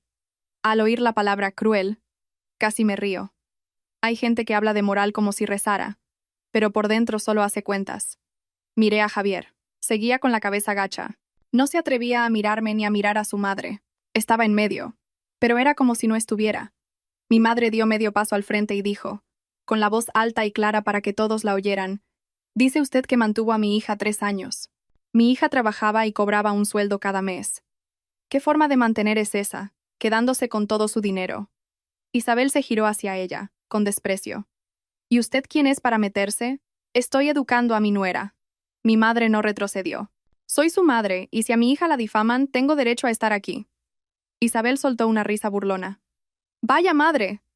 Enseñando a su hija a destrozar una familia. Su hija es una ladrona, y usted la defiende. La gente empezó a murmurar más alto. Sabía que esperaban mi reacción. Si insultaba, perdía. Si lloraba, me mostraba débil. Elegí la tercera opción. Di un paso al frente, miré a Isabel y, con una calma que me sorprendió hasta a mí, dije: «Isabel, dice usted que le he robado. ¿Tiene alguna prueba?» Isabel se quedó sin palabras un segundo, y luego gritó: «La prueba es que te fugaste. La prueba es el ticket de 90 euros. ¿De dónde sacaste el dinero si no es robando?» Asentí levemente. Entonces, le pregunto yo: ¿tiene usted alguna prueba de que yo le haya quitado dinero? ¿Algún extracto bancario que demuestre que he hecho una transferencia? ¿Alguna denuncia? ¿O son solo suposiciones? Isabel empezó a balbucear. No estaba acostumbrada a que le hablara así. Se giró hacia Javier buscando ayuda. «Javier, di algo». Javier levantó la vista, moviendo los labios sin emitir sonido. Lo miré, no suplicando, sino para que se viera a sí mismo. Si mentía, estaría enterrando su última pizca de dignidad. Pero eligió su camino habitual, el de la ambigüedad. «Sofía, hagas lo que hagas, deberías darle una explicación a mamá». Solté una risa suave, sin burla, solo sentí pena. Me giré hacia la gente y dije: «No voy a dar explicaciones con palabras. Las daré con pruebas». Saqué el móvil. No puse el audio de inmediato. Hablé primero, como una advertencia educada. «Tengo una grabación de una conversación que tuvo lugar en esa casa. Si quieren oír la verdad, la pongo.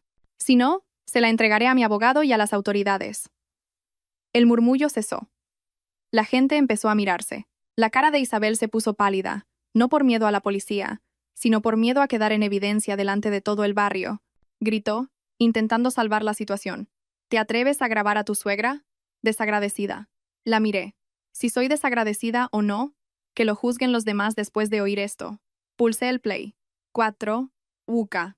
Santemi. Interminado. 4. La voz de Isabel resonó desde el altavoz del móvil, clara y afilada, sin rastro de dulzura. Luego, la voz de Javier, débil y confusa. Y la frase final, la que dejó el patio helado. El plan para engañarme, para que pusiera el apartamento a su nombre, esperar la indemnización y luego echarme a la calle con las manos vacías. No dejé que sonara todo, solo lo justo para que se entendiera la verdad. Lo apagué cuando los murmullos cambiaron de dirección. No por miedo, sino porque sabía que demasiada información diluye el mensaje. Las pruebas son como la sal. Basta con una pizca para que se note el sabor. Una vecina abrió los ojos como platos. «O sea que querías quitarle el piso a tu nuera, ¿no?», otro murmuró. «Madre mía».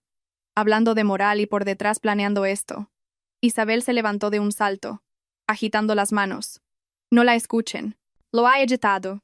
Es mentira». No discutí. Solo la miré y dije, con la voz monótona de quien lee un informe: «Si está editado o no, estoy dispuesta a entregar el archivo original a las autoridades para que lo analicen. Por ahora solo diré una cosa: no he robado, no tengo un amante y no me he fugado. Me fui porque me insultaron y porque conspiraron para quitarme mis bienes». Lucía, pálida, tartamudeó. Le has tendido una trampa a mamá». Miré a Lucía, con frialdad. «Aquí nadie le ha tendido una trampa a nadie. Solo hay gente que dice la verdad y gente que ha sido descubierta». Javier se quedó como una estatua.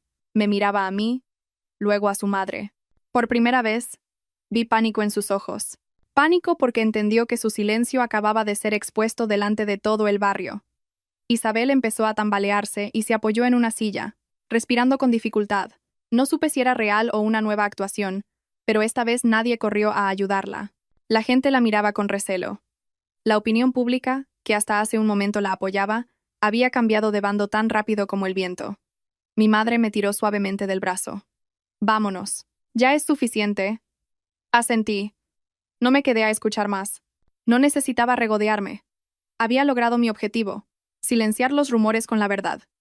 Antes de irme, me di la vuelta una última vez y dije con la voz alta: «Estoy trabajando con mi abogado. Quien continúe difamándome, tendrá que responder ante la ley». Dicho esto, me fui. Sin correr, sin llorar. Subí las escaleras, oyendo a mis espaldas cómo los murmullos cambiaban de tono. Pobre Sofía. Qué mala es Isabel. Y entendí una cosa muy amarga: la opinión de la gente no es tan temible como no tener pruebas para defenderte. Después del numerito en el patio, pensé que Isabel, por miedo, se detendría. Pero me equivoqué. La gente acostumbrada a controlar, cuando pierde el control, no se arrepiente, solo busca recuperarlo por otros medios. Esa misma tarde, de vuelta en casa de mi madre, recibí un mensaje de un número desconocido. Una sola frase, escueta. Si quieres que esto acabe, prepara dinero. Miré la pantalla y ya no me sobresalté. Solo vi cómo empezaban a mostrar su verdadera cara. Mi madre, a mi lado, preguntó quién era. Le enseñé el mensaje. Ella, sin inmutarse, solo dijo: haz una captura de pantalla y guárdalo. Lo hice y apagué el teléfono, sin responder. Por la noche, ese mismo número me llamó. Miré la pantalla, respiré hondo y contesté, activando la grabadora de voz como me había indicado el abogado. No iba a delatarme, solo necesitaba que hablaran. Dije un simple «diga». Al otro lado, una voz de hombre áspera de las que imponen. ¿Sofía? Sí. Escucha, seré breve. Has montado un escándalo y has dejado a tu suegra en ridículo. Si quieres que esto se calme, paga. Intenté que mi voz sonara temblorosa. ¿Quién es usted? Soltó una risa seca. No necesitas saber quién soy, solo lo que puedo hacer. El corazón me latía con fuerza, pero recordé el consejo del abogado. No reacciones, déjale hablar. No, no entiendo de qué dinero habla. Su voz se volvió más dura. 10.000 euros de indemnización por daños al honor. Si pagas, borramos todo y se acaba. Si no, atente a las consecuencias. Intenté sacar más información para la grabación. ¿Quién le ha pedido que hable conmigo? Hubo una pausa. Luego, dijo, como si expulsara humo.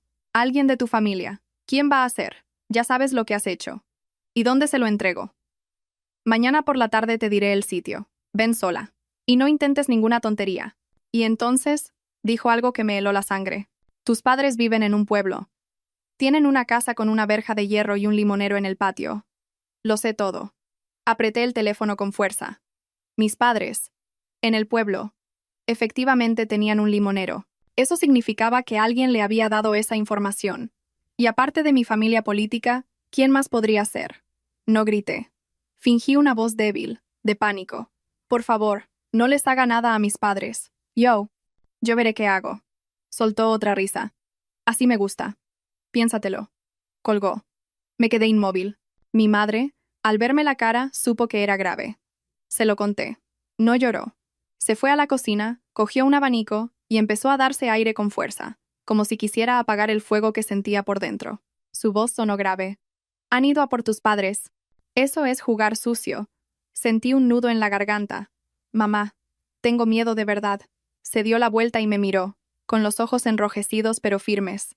Es normal tener miedo, pero tener miedo no significa rendirse. Llama al abogado. Llamé al señor Díaz de inmediato. Al escucharme, habló rápido y claro. Eso es un presunto delito de extorsión y amenazas. No le entregue dinero bajo ningún concepto. Guarde todos los mensajes y grabaciones. Le indicaré cómo presentar una denuncia.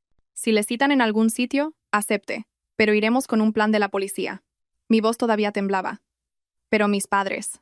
Lo entiendo. Avise a sus padres para que estén alerta y pida ayuda a la Guardia Civil del pueblo. Si es necesario, que se queden unos días con algún familiar. El objetivo de ellos es que usted entre en pánico y pague. Mi madre, al oírlo, llamó a mi padre. Le habló sin rodeos para que entendiera la gravedad del asunto. Mi padre, que es un hombre tranquilo, se asustó. Dios mío, ¿tan lejos han llegado? Mi madre le respondió con firmeza. Cierra bien la puerta. Si sales, avisa a los vecinos. Si pasa algo, llama a la Guardia Civil. Y no salgas de noche ni hables con extraños. Oír la voz de mi padre me rompió el corazón. Sentí lástima por ellos, que habían trabajado toda su vida para que, ahora, en su vejez, se vieran envueltos en la suciedad de mi familia política. Esa noche no dormí. Pensé en todas las opciones, incluso en pagar para acabar con todo. Pero recordé las palabras de mi madre. Si cedes una vez, cederás siempre. En cuanto supieran que tenía miedo, no se detendrían en 10.000 euros. Seguirían pidiendo más, como sanguijuelas. A la mañana siguiente, recibí un mensaje de Lucía, esta vez sin rodeos. ¿Ya has montado bastante el numerito?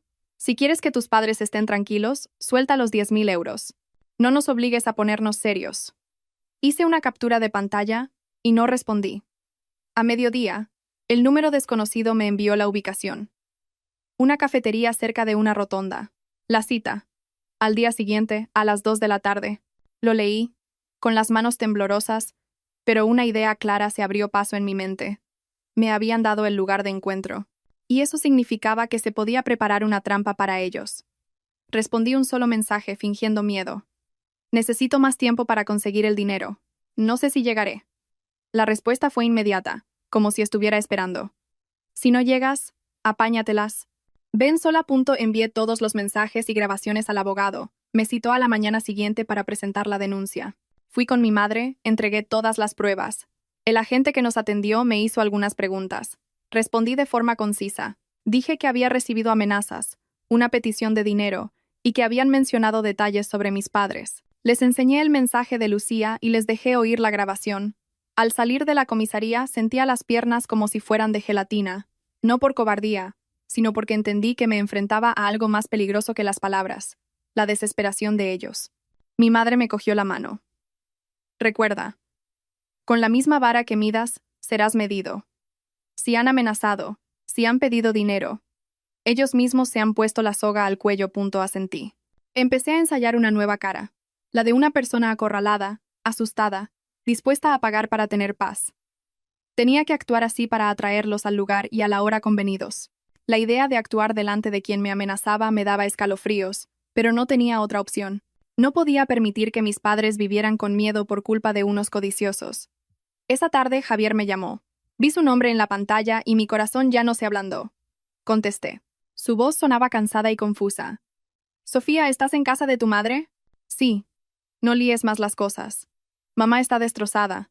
La gente la señala por la calle. Se siente humillada. Sonreí con amargura. ¿Me llamas porque a tu madre la han humillado? ¿O porque a mis padres los han amenazado? Se quedó en silencio. No esperé su respuesta. Dije, con frialdad. Si alguien de tu familia está involucrado en las amenazas a mis padres, iré hasta el final. Se sorprendió. ¿Amenazas? ¿Quién los ha amenazado? No se lo conté. Si lo hacía, arruinaría el plan.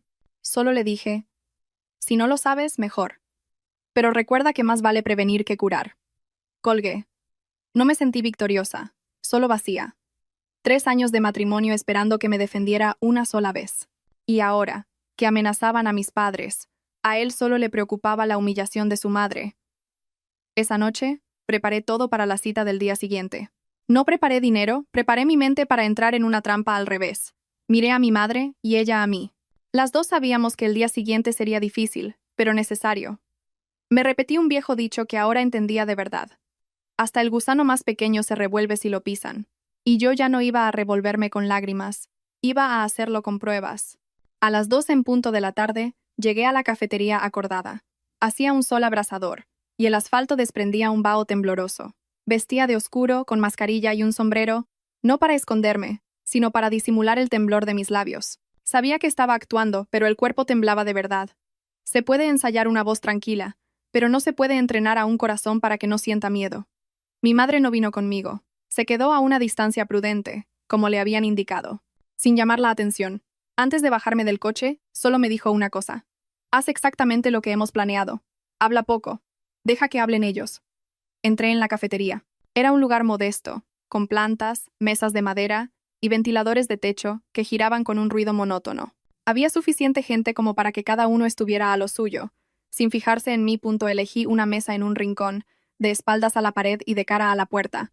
Así vería entrar a cualquiera antes de que me viera a mí. Dejé el bolso sobre la mesa. Dentro llevaba el dinero preparado para la operación. No sabía los detalles, solo seguía las instrucciones. No abrir el bolso, no contar el dinero y no entregarlo hasta que él dijera claramente lo que quería. Tenía cada palabra grabada en la mente. Unos 10 minutos después, un hombre entró, de estatura media, pelo corto y un tatuaje que asomaba por el cuello de la camisa. Su mirada recorrió el local, como la de alguien que inspecciona el terreno. No vino directamente a mi mesa. Pidió un café solo en la barra y luego se acercó. Era una forma de aparentar tranquilidad, pero solo delataba que venía preparado. Se sentó sin saludar. Solo miró el bolso. ¿El dinero? Intenté que mi voz sonara rota, como la de alguien que no ha dormido. Por favor, dígame otra vez qué quiere. Tengo miedo de que les haga algo a mis padres. Soltó una risa, que sonó como un arañazo. Si tienes miedo, paga. 10.000 euros y se acabó. Lo que digo, lo cumplo. Tragué saliva, intentando que la grabación fuera completa. Y después, ¿borrará todo y no nos molestará más? Tamborileó los dedos sobre la mesa. Depende de si te portas bien. No tengo tiempo para tonterías. Lo miré, intentando que mis ojos parecieran húmedos, pero sin llorar. ¿Quién le ha pedido que haga esto? Sonrió de lado. Tu familia. Tu cuñada. Dijo que eras una cabezota. Al oír eso, sentí una punzada, no de sorpresa, sino por la desfachatez de usar a un desconocido para amenazar a mis padres. No reaccioné. Solo asentí, como si estuviera asustada, y acerqué el bolso. He traído el dinero. Pero no les toque un pelo. Extendió la mano y tiró del bolso hacia él. Miró la abertura y ordenó. Ábrelo. Negué con la cabeza, fingiendo pánico. No, aquí no. Me da miedo que nos vean. Abrió los ojos con furia. ¿Miedo de qué? Conozco al dueño de este sitio. Ábrelo. Obedecí. Lo abrí un poco. Él metió la mano, palpó el contenido y sonrió con desdén. Luego levantó la vista y dijo, con voz grave, más te vale no haber hecho ninguna tontería. Como me entere de que has llamado a la policía, tu familia no vivirá tranquila. Dejé que esa frase quedara flotando en el aire, clara.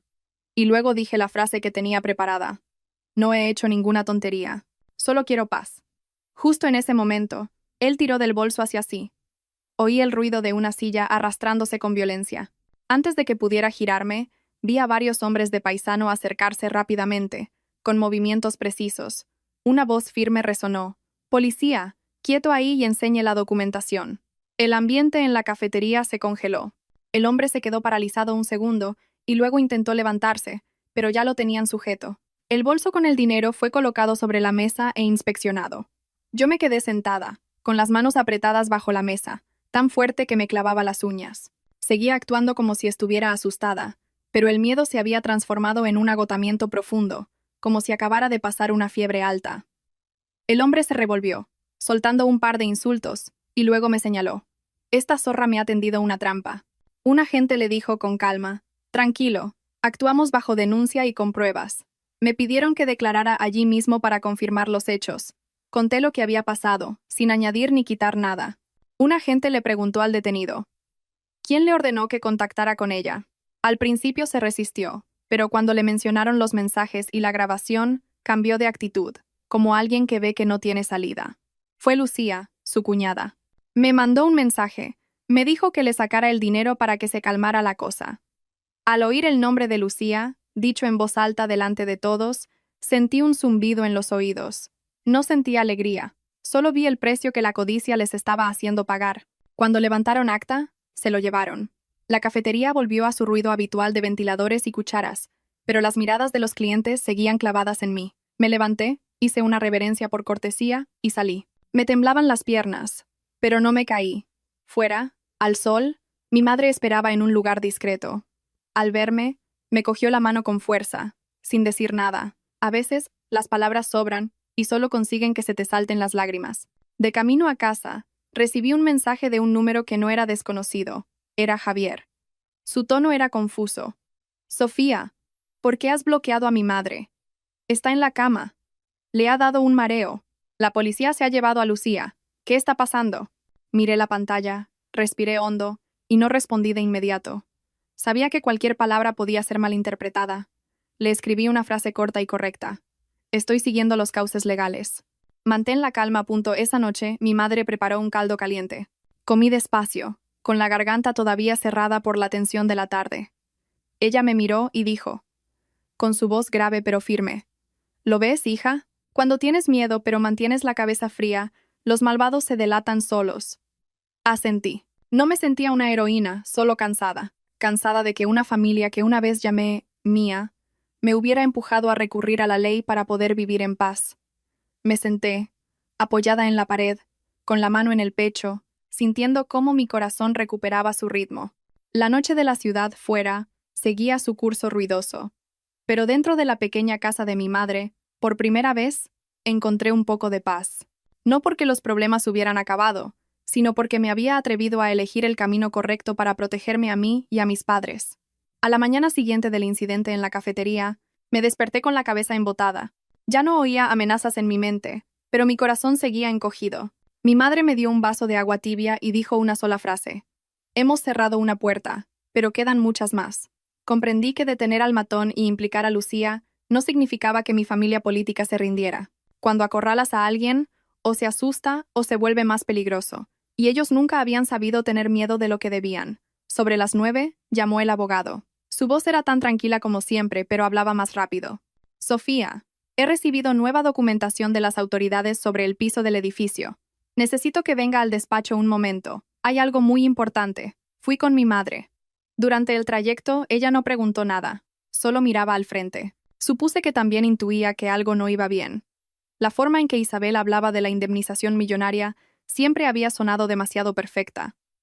En el despacho, el señor Díaz nos entregó un fajo de fotocopias. Señaló una línea impresa en negrita y dijo, sin rodeos: el piso del edificio fue hipotecado hace tiempo por un préstamo de 68.000 euros. Actualmente, el pago está vencido y el banco ya ha enviado notificaciones de embargo. Al leer la palabra hipotecado, me quedé sin aire. No me sorprendía que tuvieran problemas económicos. Me sorprendía que lo hubieran ocultado tan bien. Durante 3 años, solo había oído a Isabel hablar de ahorrar para el futuro. Resulta que su futuro era una deuda enorme. Pregunté, con la voz seca. ¿Está seguro? El abogado asintió. Tenemos el expediente, el registro de la hipoteca en el notario y las comunicaciones del banco. No es un rumor. Mi madre, a mi lado, suspiró, y su mirada se oscureció. ¿Entonces lo de la indemnización millonaria?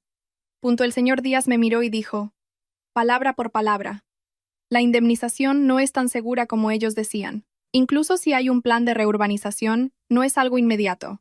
Para ellos, la indemnización era solo una excusa. Lo que necesitaban era que usted pusiera su apartamento a su nombre para tener un bien libre de cargas o para poder usarlo como aval. Al oír eso, sentí un escalofrío. De repente entendí sus prisas, su insistencia en que firmara. No era para la dote de Lucía, era porque el banco los estaba acosando. Miré los papeles. Vi la fecha del préstamo, los intereses, los avisos de impago. Todo estaba allí, claro y frío como los números. Me acordé de un dicho: la avaricia rompe el saco. Pero no solo rompe el saco del dinero, también el del afecto. ¿Entonces lo de los 300.000 euros de indemnización era todo mentira? Pregunté. El abogado profesional no lo afirmó categóricamente. Actualmente no hay ningún documento oficial que confirme esa cifra. Si hay un plan, tiene que pasar por muchas fases. Seguiré investigando. Pero el simple hecho de que usaran información ambigua para presionarla a ceder su propiedad ya demuestra una intención de apropiación indebida. Mi madre me cogió la mano. Estaba seca y firme. Ya no me decía pobrecita. Ahora hablaba con la determinación de quien va a proteger a su hija hasta el final. Entonces, ¿qué hacemos ahora, señor abogado? Añadiremos estas pruebas al caso de divorcio. Esto desmonta su argumento de que usted se fue de casa por codicia. En realidad, eran ellos los que querían usarla a usted para salvar su deuda. Le recomiendo que no tenga ningún contacto con ellos ni firme ningún papel, ni siquiera un préstamo o un poder. Cuando la gente está endeudada, es capaz de cualquier cosa. Al oír poder, me dio una risa amarga. Decían que era para que Lucía tuviera una dote y fuera respetada. Resulta que era para tapar una deuda. Al salir del despacho, recibí otro mensaje. Era de una vecina del edificio. Su tono era ambiguo. Sofía, a tu suegra le ha dado un pequeño ictus. Dicen que por el disgusto de lo de Lucía. Deberías venir a verla, para que la gente no hable. Miré el mensaje y sentí un nudo en el pecho. En nuestra cultura, visitar a un enfermo es una obligación moral, sobre todo si es una persona mayor. Pero también entendí que a veces, el ¿qué dirán? Es una soga que te echan al cuello para arrastrarte de vuelta. Mi madre me preguntó qué pensaba. Le respondí, cansada: siento pena por ella, pero me da miedo que sea una trampa para que vuelva y me hagan firmar algo. Mi madre asintió, sin juzgarme. La compasión es una cosa, pero hay que saber dónde ponerla. Tienes un abogado y la ley de tu parte. No dejes que usen la enfermedad como un escudo. Esa tarde, el señor Díaz me envió un resumen de los siguientes pasos: presentar la nueva documentación, preparar los extractos bancarios que demostraban que yo no controlaba mi sueldo, y, lo más importante, confirmar que el apartamento que me dieron mis padres antes de casarme era un bien privativo. Leí cada línea y vi que el camino que tenía por delante no era bonito, pero era recto. Por la noche, Javier volvió a llamar. Su voz sonaba ronca y confusa. Sofía, mi madre está en el hospital. Lucía está detenida. No entiendo cómo hemos llegado a esto. Lo escuché y me sentí vacía. No quería regodearme ni consolarlo. Solo dije lo que tenía que decir. Javier, no lo entiendes porque no has querido entenderlo. Durante 3 años te he hablado y no has escuchado. Ahora que todo ha estallado, preguntas por qué. Se quedó en silencio. Continué con la voz baja pero clara. ¿Recuerdas lo que dijo tu madre sobre mi apartamento? ¿Recuerdas el plan para hacerme firmar? ¿Y recuerdas que asentiste y dijiste que estabas de su lado? Al otro lado de la línea, oí una respiración pesada, como la de alguien ahogado por su propio pasado. Dijo, con un hilo de voz. No. No pensé que mamá fuera a llegar tan lejos. Miré al techo y dije, lentamente, no es que llegara lejos. Es que se equivocó de camino. Y yo ahora solo estoy haciendo lo correcto. Poner cada cosa en su sitio. Colgué, no porque me sintiera victoriosa, sino porque ya no tenía nada más que decir a un hombre que solo se daba cuenta de las cosas cuando ya era demasiado tarde. Esa noche, sentada junto a la ventana en casa de mi madre, mirando la luz de las farolas, me acordé de mi yo de antes, la que creía que aguantar era sinónimo de paz. En realidad, aguantar en el lugar equivocado solo anima a los demás a seguir pisando. No deseaba su ruina, pero al ver el expediente de la hipoteca, entendí una cosa. Estuve a punto de convertirme en la tabla que usarían para cruzar su río de deudas. Y una vez que ves la verdad, ya no puedes volver a ser ciega. El día del juicio, me levanté muy temprano. No por nervios, sino porque quería que todo estuviera en orden. La hora, la ropa, mi actitud. Mi madre me dijo, ir al juzgado no es ir al mercado. Vas a recuperar tu honor, no a ganar una pelea. Le hice caso. Me puse una camisa blanca, pantalones negros, el pelo recogido y un maletín con los documentos. Dentro de él había cosas más pesadas que el papel. Mis 3 años de vida, cada sueldo retenido, cada calumnia, cada conspiración. No iba con la esperanza de que me entendieran, iba con la verdad. Mi madre me acompañó, pero se quedó fuera. Tú tienes que mantenerte firme. Yo soy tus raíces. Asentí. El abogado me esperaba en la puerta. Me dio una botella de agua y me repitió 3 cosas. Mantenga la calma. Responda de forma concisa. Y no los mire a ellos para discutir. Mire al juez. De acuerdo, dije. Entramos en la sala. Luces blancas, mesas de madera, un ambiente frío y solemne. Me senté en mi sitio, con las manos sobre las rodillas. Poco después, entraron ellos. Javier iba primero, con la cara pálida y ojeras. Detrás, Isabel, con un vestido oscuro, caminando despacio, como si estuviera débil. Y Lucía, con el rostro hosco y los ojos rojos, no sabía si de llorar o de rabia. Los miré una vez y aparté la vista. No quería que el corazón se me ablandara en el lugar equivocado. Cuando empezó la vista, hablaron ellos primero. Ya imaginaba lo que dirían, pero oírlo de viva voz fue desolador. Su abogado me presentó como la culpable. Una nuera desagradecida que se fugó, escondió dinero, provocó un ictus a su suegra, metió a su cuñada en problemas legales y que ahora pedía el divorcio para quedarse con la indemnización del edificio. Incluso añadió una frase muy moralista. Nuestra única intención era preservar la familia, pero la demandante no cooperó y demostró tener intenciones ocultas. Escuché sin moverme. En mi cabeza, solo resonaba una frase de mi madre. Una boca hábil puede convertir lo blanco en negro. Pero aquí, el color lo ponían los papeles. Llegó mi turno. El juez me preguntó, ¿tiene algo que decir sobre la declaración de la parte demandada? Me levanté, no temblé, hablé despacio, con corrección. Pido el divorcio porque en mi matrimonio se me ha faltado al respeto. Se me ha controlado económicamente, se ha dañado mi honor y la familia de mi marido ha intentado coaccionarme para apropiarse de mis bienes. El juez continuó. ¿Tiene pruebas? Mi abogado se levantó. Su voz era clara. Tenemos todas las pruebas, señoría. Solicitamos que se examinen. C. Y empezó a poner las cartas sobre la mesa, una a una, sin prisa pero sin pausa.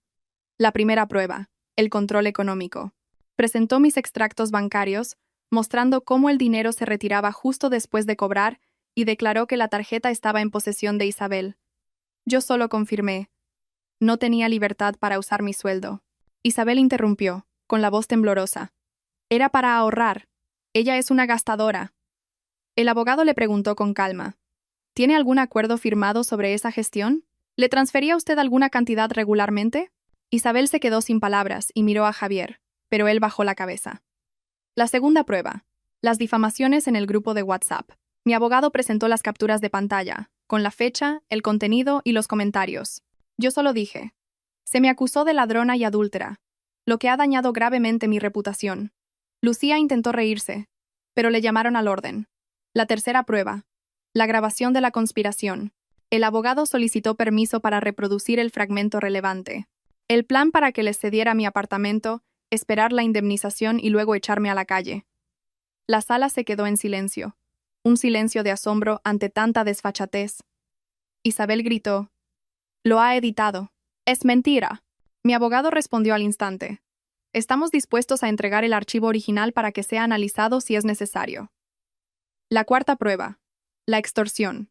No se entró en detalles penales, pero se presentó la denuncia, los mensajes pidiendo los 10.000 euros y la grabación de las amenazas. Se destacó que era un entorno matrimonial inseguro y de coacción. Lucía palideció. Javier levantó la vista y me miró, como si lo hubieran desnudado.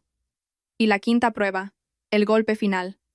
La hipoteca de 68.000 euros. Mi abogado presentó los documentos del banco que demostraban la deuda vencida.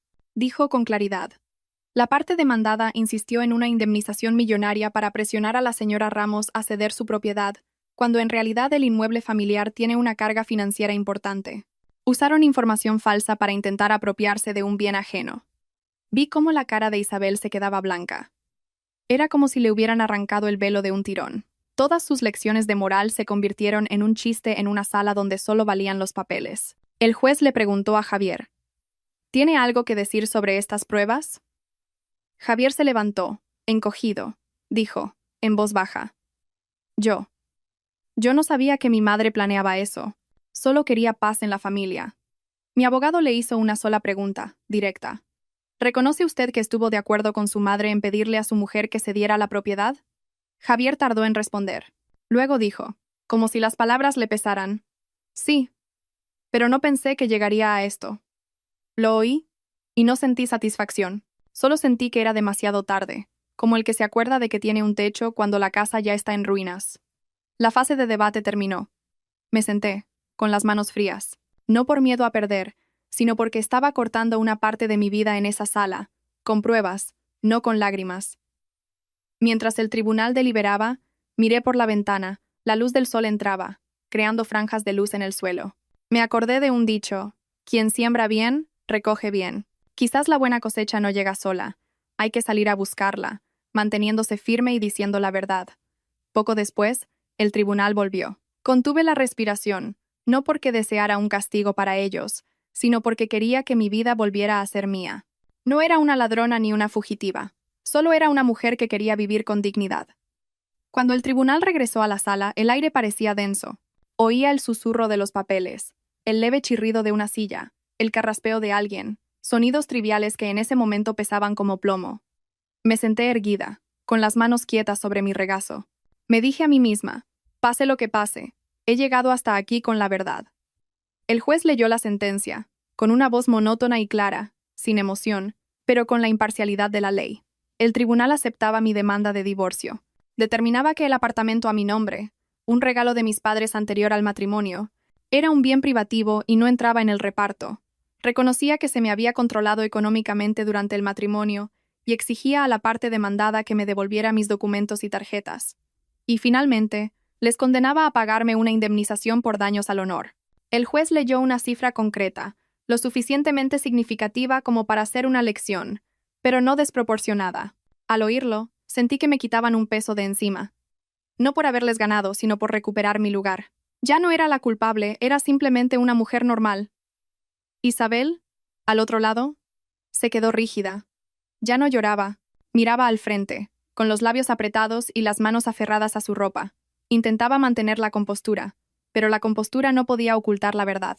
Lucía se levantó de un salto, como para protestar, pero le llamaron al orden y se volvió a sentar de golpe, con los ojos enrojecidos. Estaba acostumbrada a salirse con la suya, y ahora la ley le cerraba la boca. Javier se levantaba y se sentaba, como si no supiera cómo reaccionar. Me miró fugazmente, con una expresión vacía. Vi en sus ojos cansancio, arrepentimiento y algo parecido al miedo. El miedo a una vida en la que ya nadie recibiría los golpes por él. Mi abogado se inclinó y me susurró: «Tranquila. Ya ha terminado». Solo junté las manos y solté el aire, como si mis pulmones volvieran a respirar después de 3 años de asfixia. Al salir de la sala, Mi madre me esperaba en el pasillo. No me preguntó si había ganado. Le bastó con mirarme a la cara. Me cogió la mano con fuerza. En ese gesto sentí que me decía: «Lo has conseguido». Hice los últimos trámites con el abogado. Cada paso, cada firma, cada sello, me daba una sensación de seguridad que contrastaba con la ambigüedad de las lecciones de moral de mi suegra. Justo cuando salía al patio del juzgado oí que me llamaban. Me di la vuelta. Era Javier. Caminaba deprisa, pero ya no con la arrogancia de antes.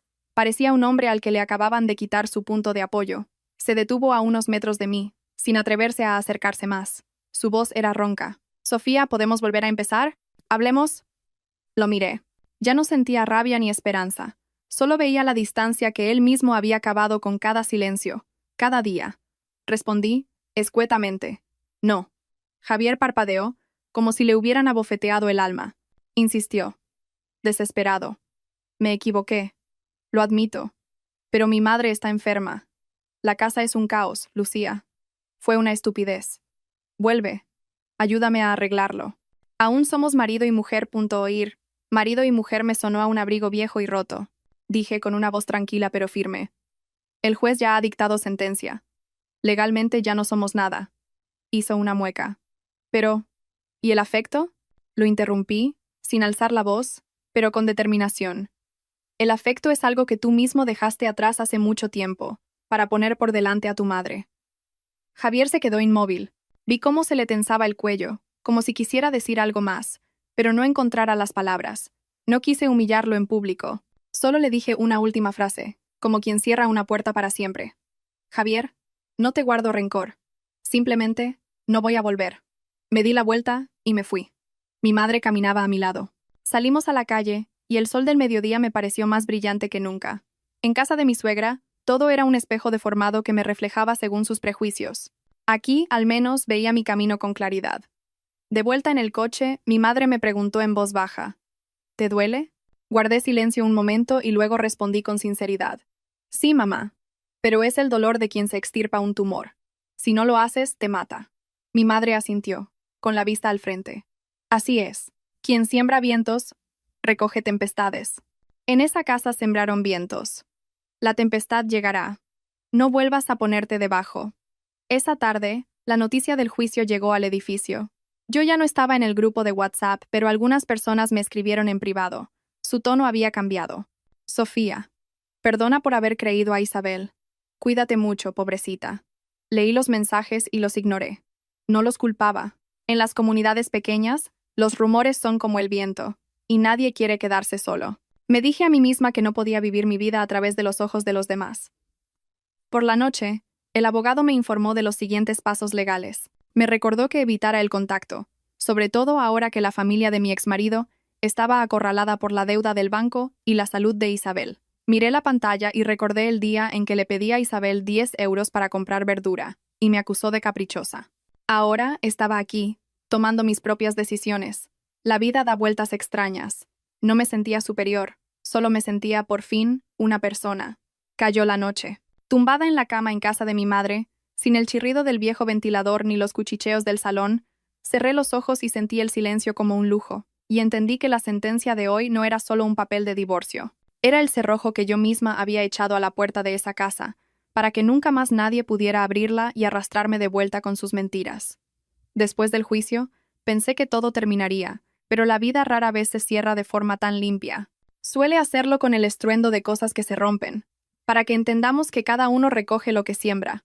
Una semana después, me llamó una antigua vecina. Hablaba en voz baja, entre la curiosidad y el miedo. «Sofía, en esa casa se ha armado la gorda. Ha venido gente del banco. Dicen que van a embargar el piso». Sostuve el teléfono en silencio. No sentí alegría, solo un cansancio profundo, como el que se siente al ver caer un árbol podrido. Pregunté una sola cosa: «¿Cómo está Isabel?» La vecina suspiró. «En el hospital. El ictus la ha dejado con dificultades para moverse. Y a Lucía la han procesado por lo de la extorsión. Está en prisión preventiva».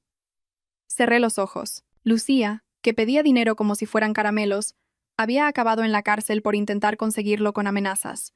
No fue mala suerte, fue una elección. Cuando colgué, mi madre me preguntó qué pasaba. Se lo conté. Ella solo asintió y dijo lentamente: «Dicen que a cada cerdo le llega su San Martín». A veces no es un castigo divino, es que uno mismo cava su propia fosa. Días después, recibí noticias del abogado. El caso de difamación tenía base suficiente. Las publicaciones del grupo de WhatsApp habían sido eliminadas, y algunas de las personas que habían comentado insultándome me enviaron mensajes de disculpa. No respondí con rencor. Mi honor ya estaba restituido, eso era suficiente. Javier me llamó 2 veces más. La primera, sonaba hundido. Sofía, el banco nos ahoga. Mi madre está postrada en la cama. No sé qué hacer. ¿Puedes ayudarme? No te pido mucho, solo unos miles de euros. Lo escuché y mi corazón se quedó en calma. Mi yo de hace 3 años se habría ablandado, pero mi yo de ahora sabía que ayudarle así no era salvarlo. Era volver a meterme en el mismo agujero. Respondí, con una voz tranquila pero firme. Javier, no voy a ayudarte dándote dinero. Ya no formo parte de ese matrimonio. Él balbuceó. ¿No te da pena mi madre? Dije sin dureza, pero con determinación. No quiero que nadie sufra, pero no puedo usar mi vida para pagar las deudas de quienes intentaron dejarme en la calle. Hubo un largo silencio. Luego, dijo algo que sonó a derrota. Me equivoqué. Te he perdido. No respondí. Hay disculpas que llegan tan tarde que ya solo son un eco. La segunda vez que llamó, me envió primero una foto, un reconocimiento de deuda falso, escrito a mano, por una cantidad de 72.000 euros. El mensaje decía, mi madre quería usar esto para demandarte, diciendo que le debías dinero. Miré ese papel y sentí un escalofrío. Incluso después de perder, seguían planeando cómo atacar, inventando nuevas mentiras. Se lo envié al abogado. Su respuesta fue rápida. Consérvelo. Es una prueba crucial. Si intentan usarlo, podemos contraatacar y solicitar una investigación por falsedad documental. Le respondí a Javier con una sola frase. Haber enviado esto es lo único correcto que has hecho en mucho tiempo. Del resto, que se encargue la ley. Él solo respondió, vale. A finales de mes, el banco colgó el aviso de ejecución hipotecaria en la puerta del edificio. Decían que Isabel, al enterarse, sufrió otra crisis y tuvo que ser ingresada de nuevo.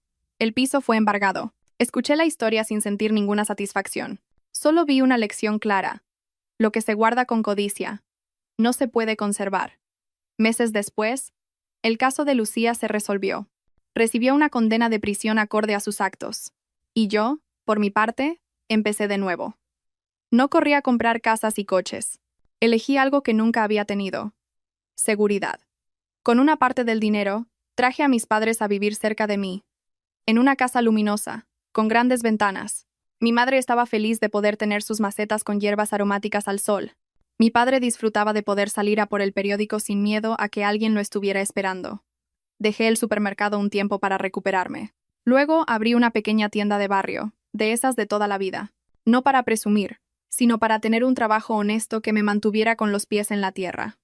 Contraté a un par de mujeres que, como yo, habían pasado por dificultades. No les conté mi historia como si fuera una hazaña, solo les dije una cosa. Aquí, quien trabaja, tiene derecho a quedarse con su dinero. Más tarde, creé un pequeño fondo para ayudar a mujeres en apuros, una matrícula para un hijo, una factura del hospital, un curso de formación. Mi madre me dijo, ayuda a la gente a levantarse, no a acostumbrarse a que la sostengan. Una tarde, de pie en la puerta de mi tienda, viendo pasar a la gente, me acordé de la mujer que fui, la cajera que sonreía a los clientes con el alma vacía. Me pregunté qué habría sido de mí si no hubiera comprado aquel cupón de lotería. Lo que de verdad cambió mi vida fue el momento en que me atreví a decir no, a que me pisotearan.